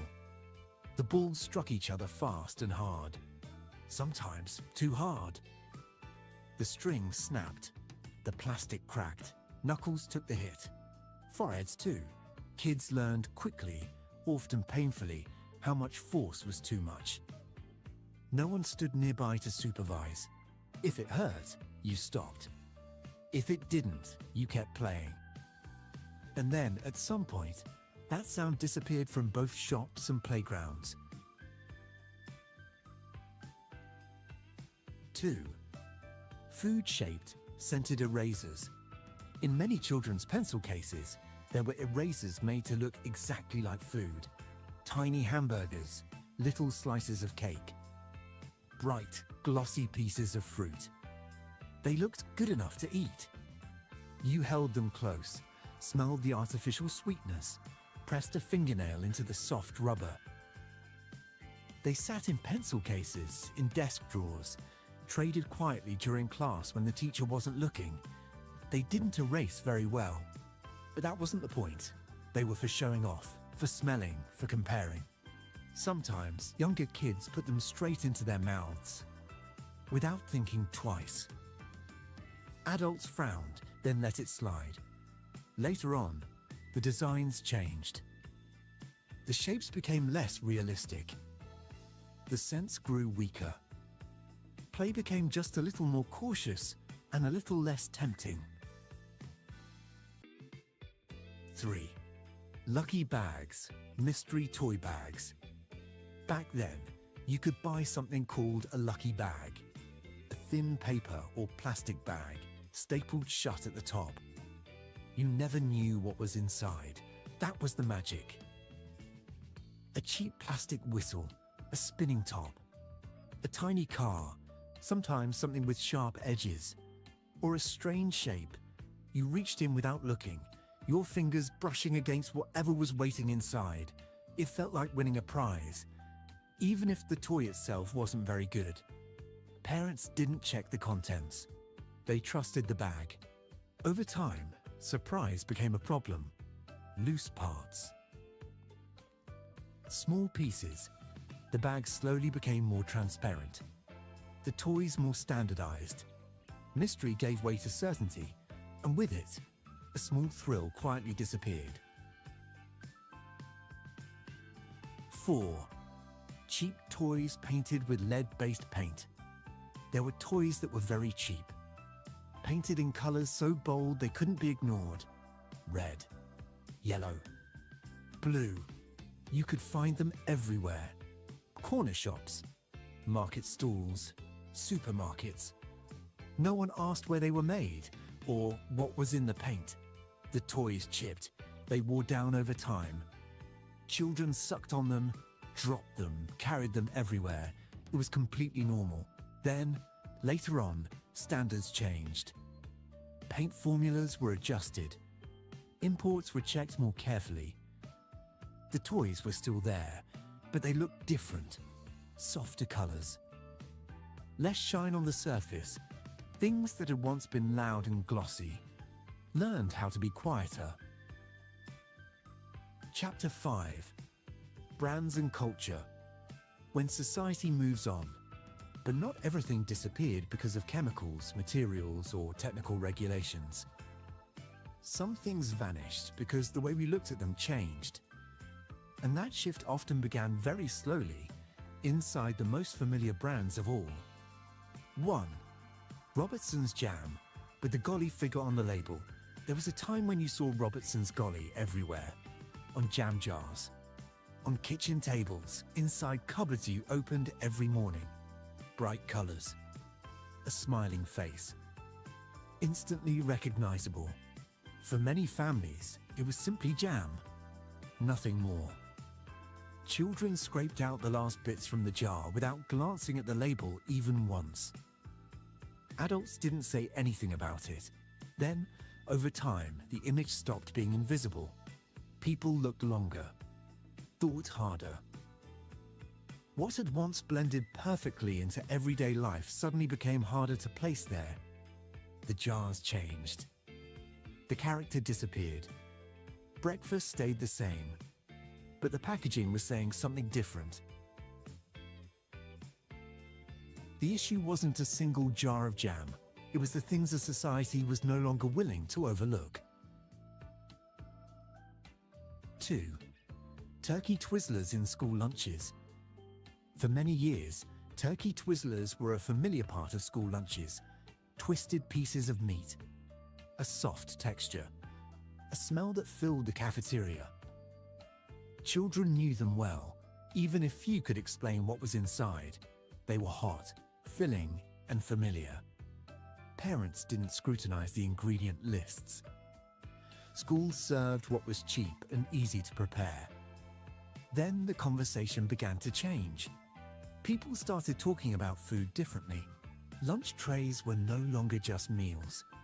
They became part of a much larger debate. Turkey Twizzlers didn't survive that shift. They became a symbol, fairly or not, of something people wanted to leave behind. When they disappeared, it felt sudden. Even though the ground had been moving for years. 3.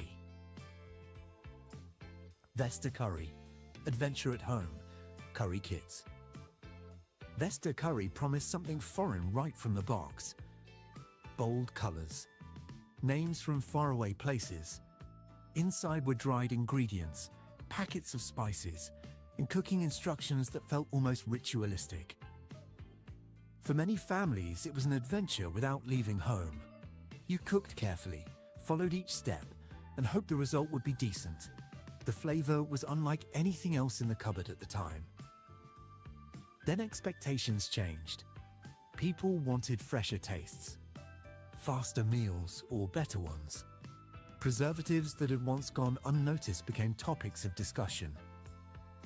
Vesta boxes gradually disappeared from the shelves, not in outrage, but with a shrug. Other options had arrived. 4. Scented, food-shaped soap bars. There was a time when even soap was designed to be playful. Scented soap bars shaped like fruit, desserts, or candy. They sat by the sink, bright and eye-catching. The scent was sweet, almost edible. Guests often commented on them. Children reached for them first. They blurred the line between washing your hands and playing. Then homes changed, and bathrooms changed with them. Cleanliness became quieter. Design became simpler. Soap grew smoother, less confusing, more intentional. Playful shapes no longer fit the new atmosphere. They didn't disappear overnight. They were simply no longer chosen. Back then, daily life ran on a simple kind of trust. If something was sold in a supermarket, people assumed it was fine.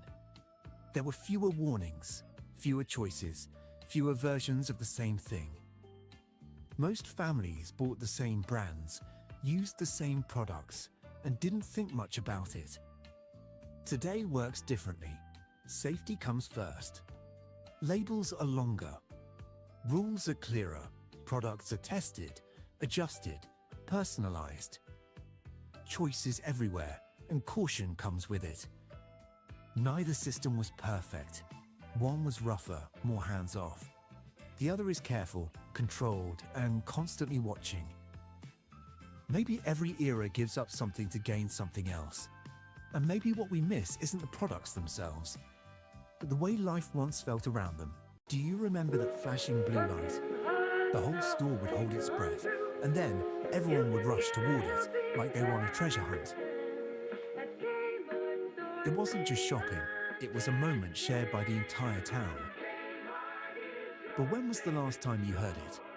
And did you even realize it was the last time? Now, all that's left is silence.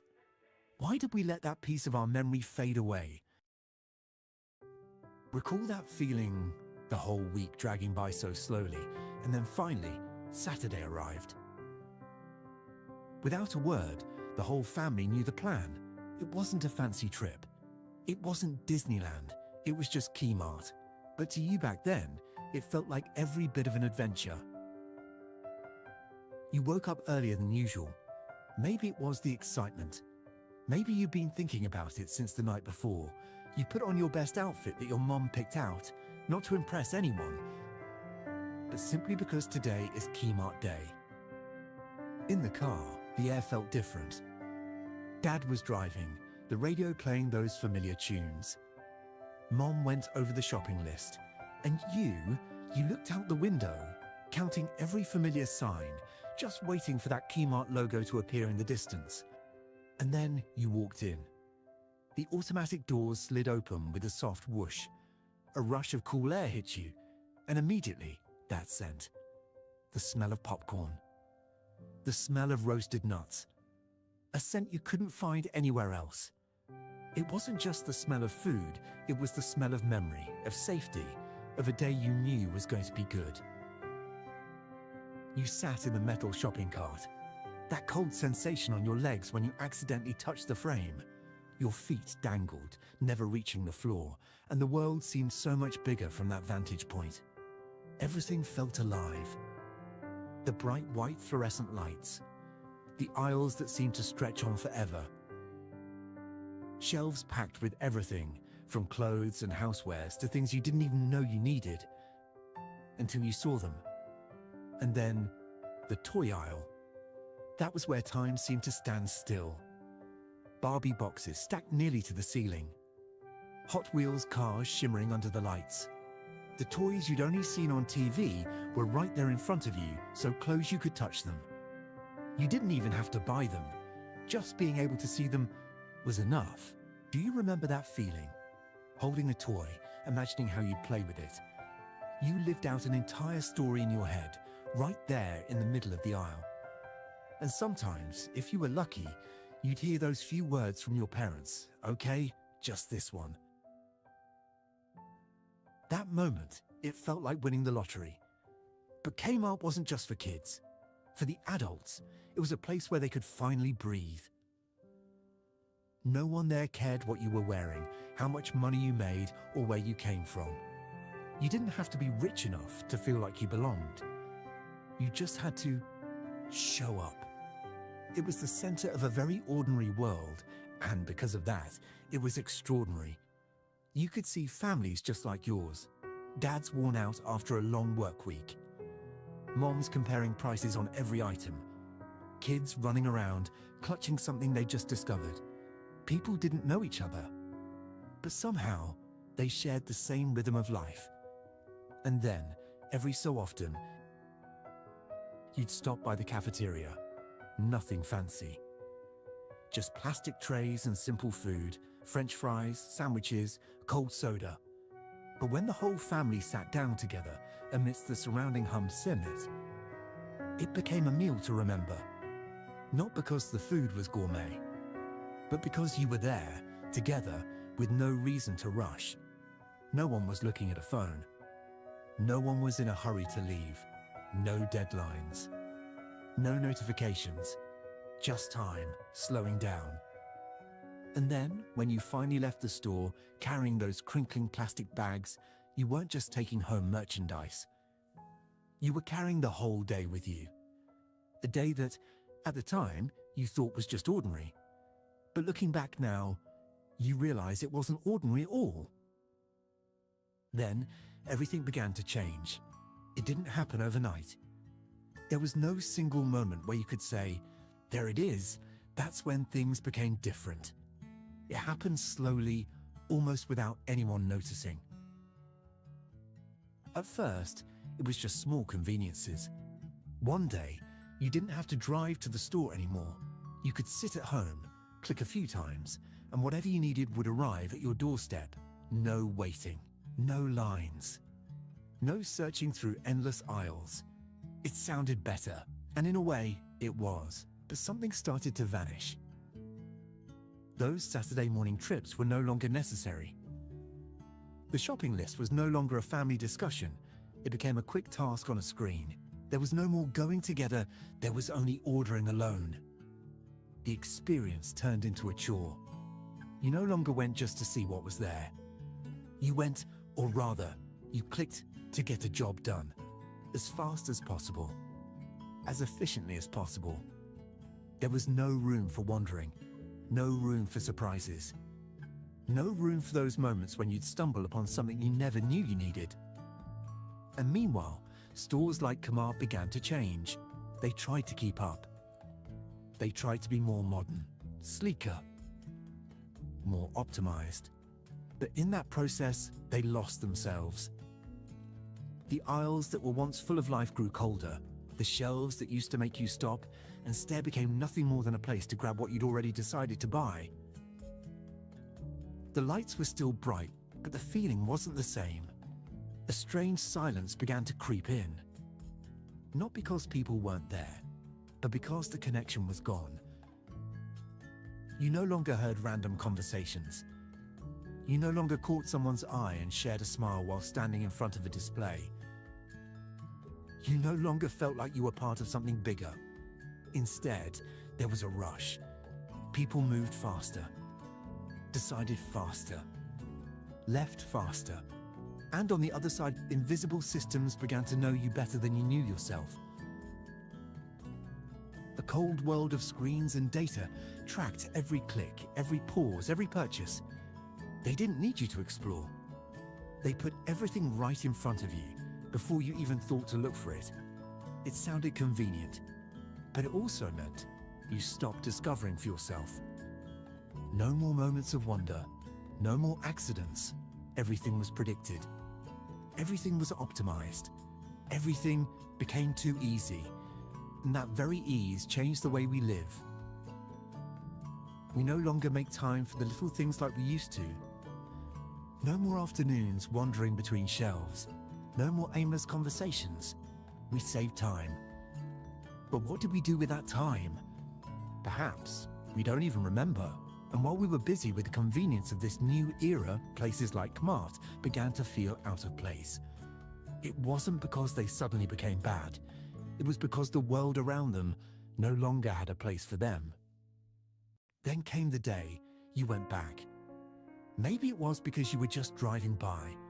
Maybe it was a sudden memory that pulled you over. But when you stepped inside, nothing was as you remembered. The doors still opened, the lights were still on, but the air was different. Too wide, too empty, too quiet. The aisles that were once crowded now held only a few lonely footsteps. The shelves were no longer overflowing. In many places, they were bare, as if someone had hurriedly cleared them out and never looked back.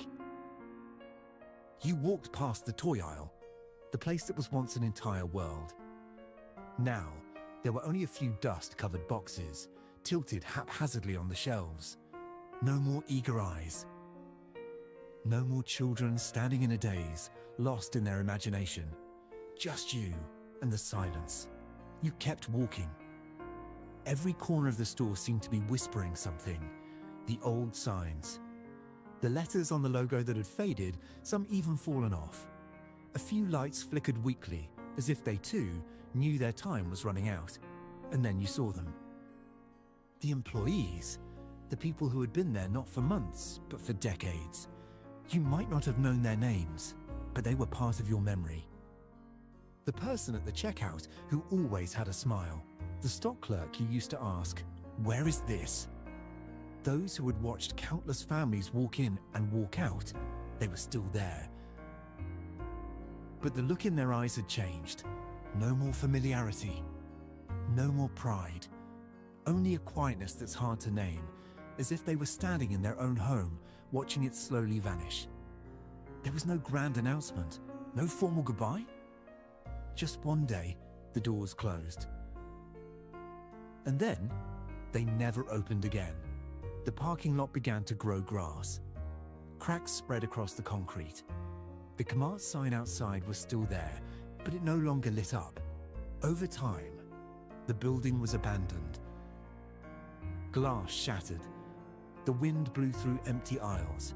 Places that were once full of laughter were left with nothing but echoes. And then, another day, it disappeared completely, leveled to the ground, making way for something newer. Faster, more efficient. But no one stood there long enough to remember what had once been, except people like you.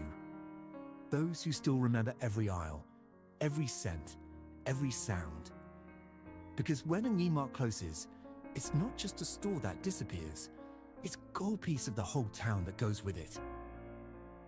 So, in the end, what exactly did we trade away? We can buy everything faster now. Cheaper.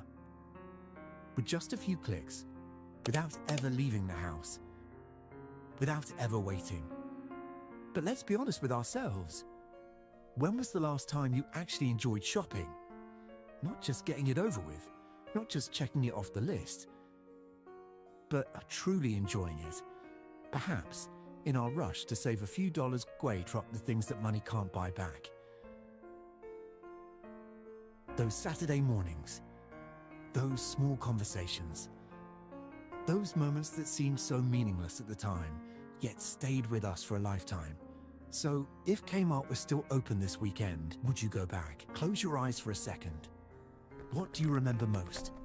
Is it the smell of the popcorn? The rhythmic rattle of the shopping cart wheels?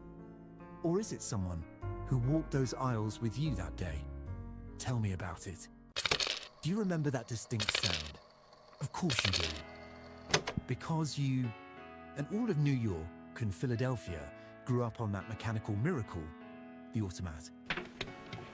It was a place where ornate brass dolphin spouts poured out steaming hot coffee, and tiny glass windows opened up to a culinary paradise. From Salisbury steak to pumpkin pie, it was the only place where a man without a nickel to his name could still be treated like a king. But why did such a grand icon quietly fade away? The real answer lies in a hidden corner you never knew existed. Chapter 1. The magic behind the glass windows. Before you even realized you were hungry, you'd find yourself standing before a wall of polished glass, tiny squares lined up in rows, each a world of its own. Inside sat warm sandwiches, Salisbury steak smothered in brown gravy, or a slice of apple pie cut as neatly as if it had just left someone's kitchen. There were no waiters, no greetings, just you and your own decision. You drop a nickel into the slot. A faint clink echoed. Then a brief pause, just enough to make your heart skip, before the metal handle turned with a decisive click.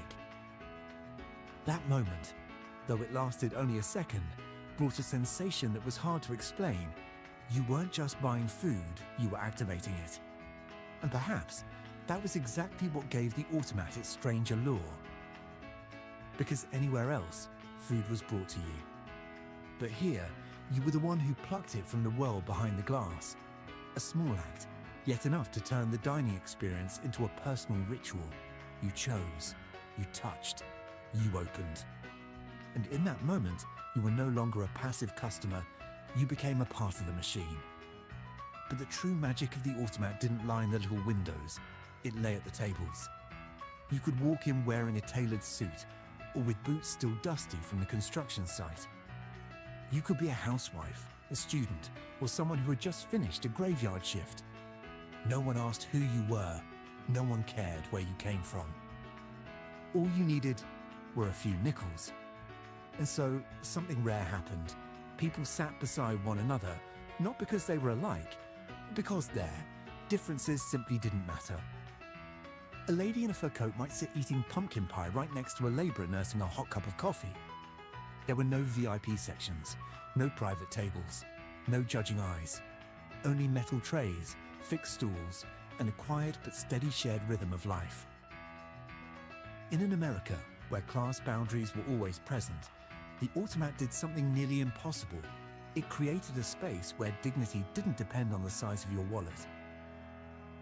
You didn't need a lot of money to get quick service. You didn't need to dress up to be treated with kindness. You just stood there, like everyone else, and opened a window. Of course, behind that wall of gleaming chrome, there was no actual magic. There were real people. Real kitchens. Employees working tirelessly to cook, arrange, and replenish every single item in those tiny glass compartments. But to most diners, all of that was nearly invisible. They didn't see who prepared the meal. They didn't hear the clatter of the kitchen. They didn't know exactly when the food was placed there. And perhaps they didn't want to know.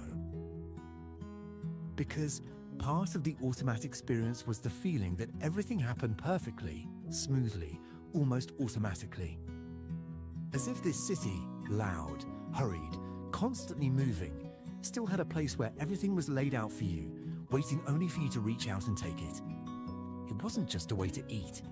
It was a way for life to feel more understandable, more orderly, and fairer, if only for a few fleeting minutes. Chapter 2. Shared public solitude. The sweetness of being alone, together. There was something peculiar about the automat that you only realized once you actually sat down. No one spoke to you.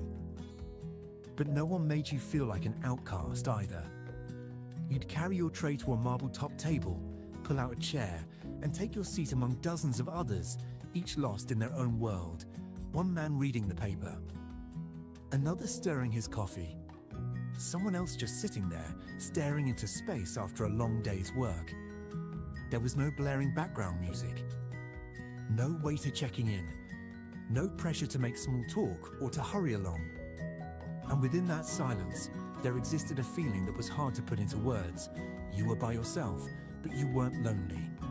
Perhaps it was because the automat never demanded you be anyone else. You didn't have to be good at conversation. You didn't have to put on a happy face. You didn't have to explain why you were dining alone. You were simply a part of the flow, arriving, eating, and existing in the same shared space. In great cities like New York or Philadelphia, where everything is constantly in motion and people brush past one another without truly seeing each other, the automat became a strange kind of sanctuary. Not a place to hide from the world, but a place to be in it in a gentler way. And then there was the food. It wasn't fancy. It wasn't luxury. Just the familiar staples. Salisbury steak, baked beans, mashed potatoes, cooked with unwavering consistency day after day. But that very consistency brought something else, a sense of trust. You knew exactly what you were going to get. You knew exactly how it would taste. And in a world that is always changing, that carries more value than we realize. Someone once said that the secret of the automat's food didn't lie in any special recipe. It lay in the fact that the food never tried to be special. It was like a home-cooked meal, warm enough, familiar enough, and enough to make you feel cared for, even though no one was directly looking after you. That was why people kept coming back, not just for the convenience, but for the feeling. A very specific feeling, being among people, eating a decent meal, and being allowed to be silent if you so chose. It wasn't a restaurant. It wasn't quite a fast food joint. The automat existed in a middle ground, a place where privacy and community didn't clash, but coexisted. But then, things began to shift. Prices slowly crept up. A handful of nickels was no longer enough to keep the familiar rhythm humming. And when the price of a meal changes, even just a little, it's never just about the money, it began to shake something much larger, the feeling that this place would always belong to everyone. Chapter 3. Cracks in the chrome wall. There wasn't one specific day when everything collapsed. After World War II, a new dream began to take shape. It was no longer about cramped apartments in the heart of the city, but about private homes with front lawns, backyards, and a car parked in the garage. The middle class began their exodus to suburbia, taking their daily rhythms with them. And the question arose, when the very people who breathed life into the automat were no longer there, who would be left to sit at those marble-top tables? The automat was built for a very specific way of life, a pedestrian life, where you stepped out of your office, walked a few blocks, and stopped for a quick bite before moving on with your day. But as life became tethered to the automobile, as shopping malls sprouted in the suburbs, and as meals became more about the drive-through than the sit-down, the automat began to lose its footing. But that was only part of the story. The rest came from a more subtle shift in the way people perceived convenience. For decades, the automat had been the definition of fast. No waiting, no ordering. Just drop a coin and take your food. But then a new generation arrived, a generation that didn't just want fast, they wanted fewer strings attached, fewer dishes, fewer steps, fewer reasons to stop. And so, those metal trays were slowly replaced by paper bags. China plates gave way to cardboard boxes. Sitting areas were scaled back into mere pit stops. The automat, with all its sturdiness and meticulous order, suddenly felt heavy. It required you to walk in, to choose, to sit down, to carry your tray, to return your tray. Each small step made sense on its own, but when placed next to a new model, where everything was designed so you wouldn't have to think at all, the very things that made the automat decent became its disadvantage. It didn't fail because it was slow. It failed because the world around it had redefined what fast meant. And then, there was something even smaller than those shifts, yet it struck directly at the heart of the entire system. The nickel. For years, 5 cents wasn't just a price. It was a promise that anyone could walk in and leave with a square meal.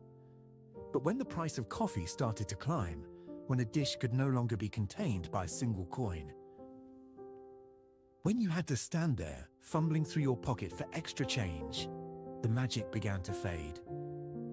Because the automat didn't just sell food, it sold a feeling of clarity and simplicity, the feeling that you had enough. And once that certainty was gone, the first cracks appeared on that seemingly perfect wall of chrome. Chapter 4. When the last windows closed. In the end, the automat didn't go out with a bang. It ended quietly. On April 21st, 1991, the last remaining automat in Manhattan closed its doors. There were no grand ceremonies. No roaring crowds. There were only the regulars, the people who understood exactly what they were witnessing. They did what they had always done. They dropped their coins, opened the glass windows, and took out a familiar dish. But this time, everything moved a little slower. It was as if everyone was trying to stretch out those final few minutes of a ritual that had stayed with them for a lifetime. Then came the moment that many have never forgotten. The brass dolphin coffee spout stopped flowing. There was no warning. They just stopped. And in that instant, it became clear it wasn't just a shop closing down, it was a way of life vanishing. Because the automat was never just a place to eat. It was a space where you could walk in without explanation, sit down without calling for anyone, stay without being rushed. It was a place where people could exist side by side, in silence, but never in isolation. When those marble-top tables disappeared, when metal trays were replaced by paper bags, what changed wasn't just the format. It was the way we shared space. Everything became faster, more efficient, but also more separate. Fewer reasons to linger, fewer moments to just sit there. And perhaps that is what the automat truly left behind. It wasn't the food, it wasn't the machinery. It was the memory of a time when daily life, however simple, had a clear rhythm, and when people were present with one another in a way that felt entirely natural. Epilogue, the echo of the nickel. In the end, the automat didn't vanish because the food was bad. It didn't disappear because of poor service. It faded because the world around it simply changed too fast. The habits that once made it essential, dining in the heart of the city, lingering for a moment amidst the crowd, sharing a space with strangers, gradually slipped away. And when that role was no longer needed, the place itself quietly took its leave. In today's hyper-connected world, why does that sense of loneliness still linger? But perhaps the strangest thing of all is that the automat never truly vanished. You can still find it somewhere, in a warm coffee shop where people sit alone but don't feel lonely, in the cozy corners we carve out for ourselves, in those moments when you sit in a crowd and just want to be still. It's not the automat, but the feeling is very much the same. And maybe, without even realizing it, we are still trying to rebuild it piece by piece. Not with machinery or nickels, but through a very simple human need.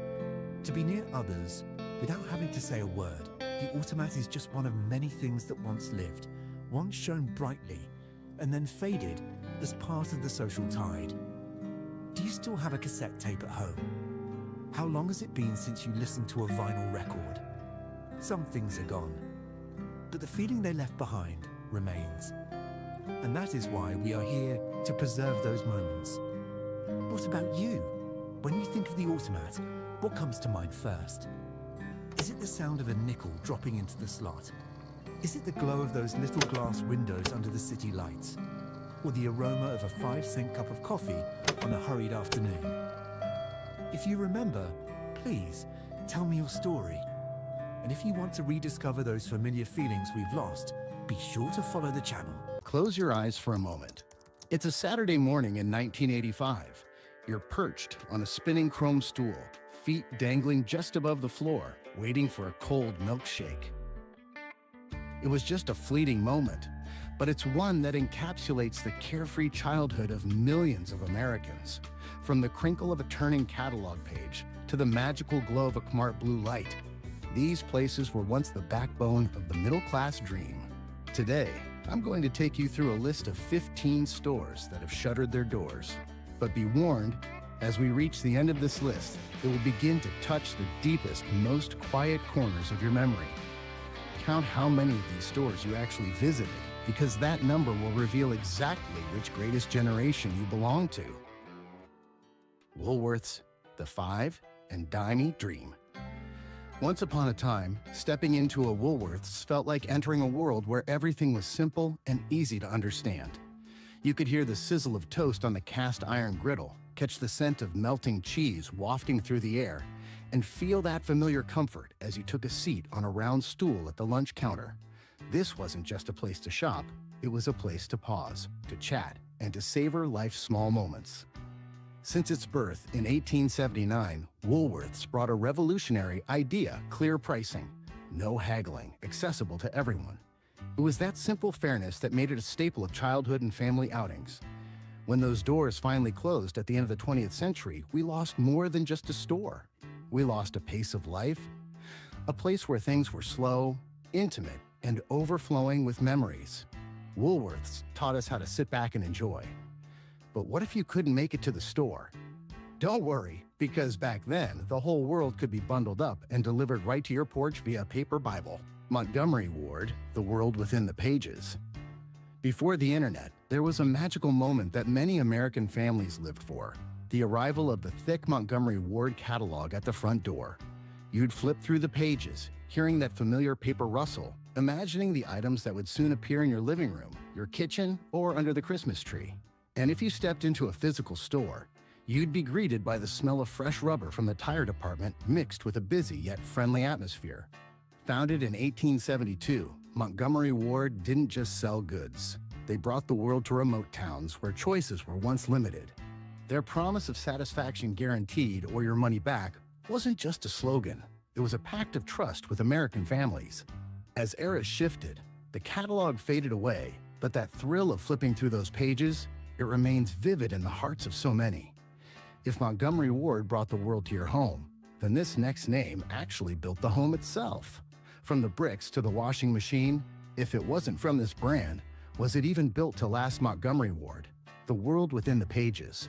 Before the internet, there was a magical moment that many American families lived for: the arrival of the thick Montgomery Ward catalog at the front door. You'd flip through the pages, hearing that familiar paper rustle, imagining the items that would soon appear in your living room, your kitchen, or under the Christmas tree. And if you stepped into a physical store, you'd be greeted by the smell of fresh rubber from the tire department mixed with a busy yet friendly atmosphere. Founded in 1872, Montgomery Ward didn't just sell goods. They brought the world to remote towns where choices were once limited. Their promise of satisfaction guaranteed or your money back wasn't just a slogan. It was a pact of trust with American families. As eras shifted, the catalog faded away, but that thrill of flipping through those pages, it remains vivid in the hearts of so many. If Montgomery Ward brought the world to your home, then this next name actually built the home itself. From the bricks to the washing machine, if it wasn't from this brand, was it even built to last? Sears. The icon of the middle class, Sears was more than a store. It was a pillar of the American middle-class dream. You could smell the faint scent of machine oil from the Craftsman tool sets, feel the sturdiness of every product, and believe that anything bought here would endure for generations. For many families, the seasonal wish book was a ritual. Children would circle their favorite toys, while parents quietly planned for a perfect Christmas. Sears didn't just sell products. They sold reliability, stability, and the feeling that you were building a better life. Through the decades, it became a familiar face in every mall and every memory. And as the landscape changed, what remained wasn't just a brand, but the image of an era where things felt clearer and much more solid. Sears was stability, it was trust.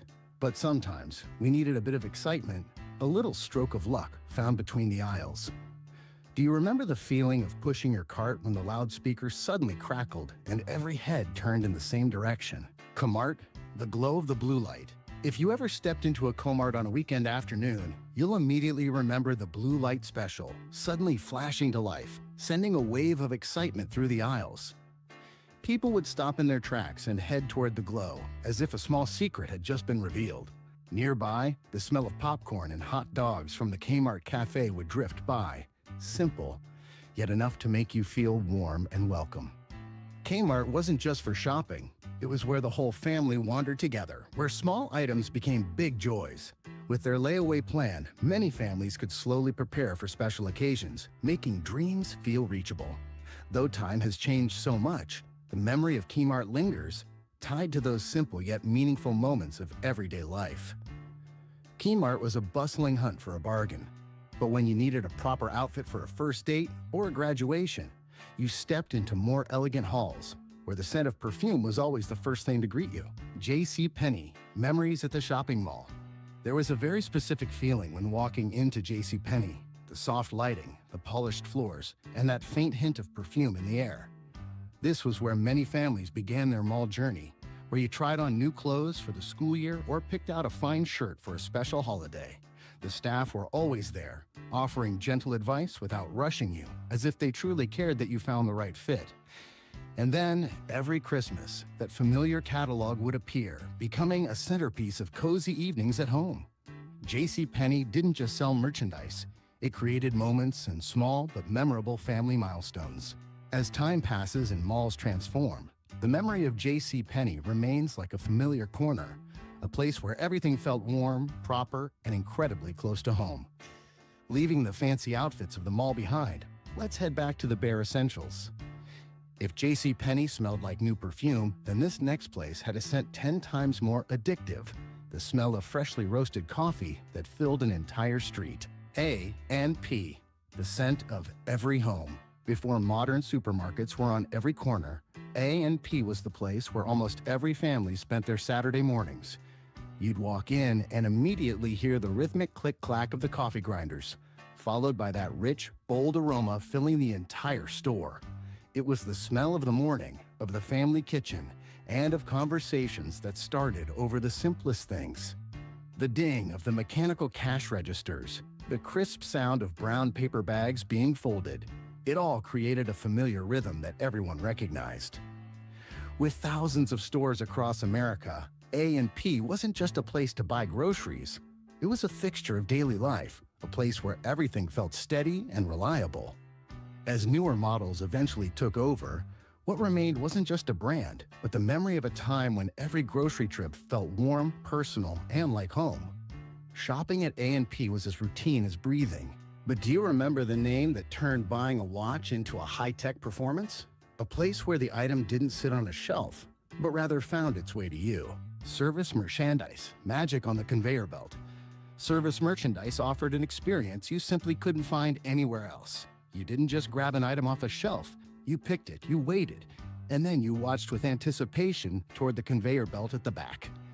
And when your box finally appeared, sliding down right before your eyes, it felt almost magical. It was a blend of shopping and a little bit of theater, making every visit memorable. The store felt like a showroom where you'd browse, imagine, and then wait for that moment the item was actually delivered to your hands. Founded in the 1930s, this catalog showroom model delighted families for decades, especially the kids who treated the conveyor belt like a mini attraction. Though time has seen that experience fade away, the memory remains a testament to a time when shopping could be genuinely exciting and full of wonder. Let's pause for a second. We've been through 7 names already. If you recognize at least 4 of them, I'll bet you still have some of their old paper bags tucked away in a garage box somewhere. Let me know in the comments, what do you miss most? And brace yourselves, because these next 8 names aren't just stores. They were miniature kingdoms that only the kids of that era truly understood. Ben Franklin, the neighborhood 5 and dime. There was a very particular feeling when you stepped into a Ben Franklin. It felt like stepping into a piece of your own neighborhood. You could catch the faint scent of wool yarn, see the jars of colorful penny candy right at the front counter, and hear the excitement of kids picking out the latest Archie comics. It wasn't too big or too flashy, but it was so intimate you could remember every nook and cranny. This was the place you'd swing by after school, where the grown-ups found their sewing notions and where everyone knew each other by name. Founded in the late 19th century, Ben Franklin was actually the pioneer of the retail franchise, an idea that later swept across America. But what keeps it in our memories isn't the history, it's that feeling of belonging, as if it were always there, waiting for you to come back, even if just for a small bag of candy. TG&Y, the original Target of the South. TG&Y was the place where you could find almost anything you needed, from housewares and clothing to the little knickknacks of daily life. When you walked in, you'd see the aisles packed with merchandise, creating a sense of abundance and endless choice.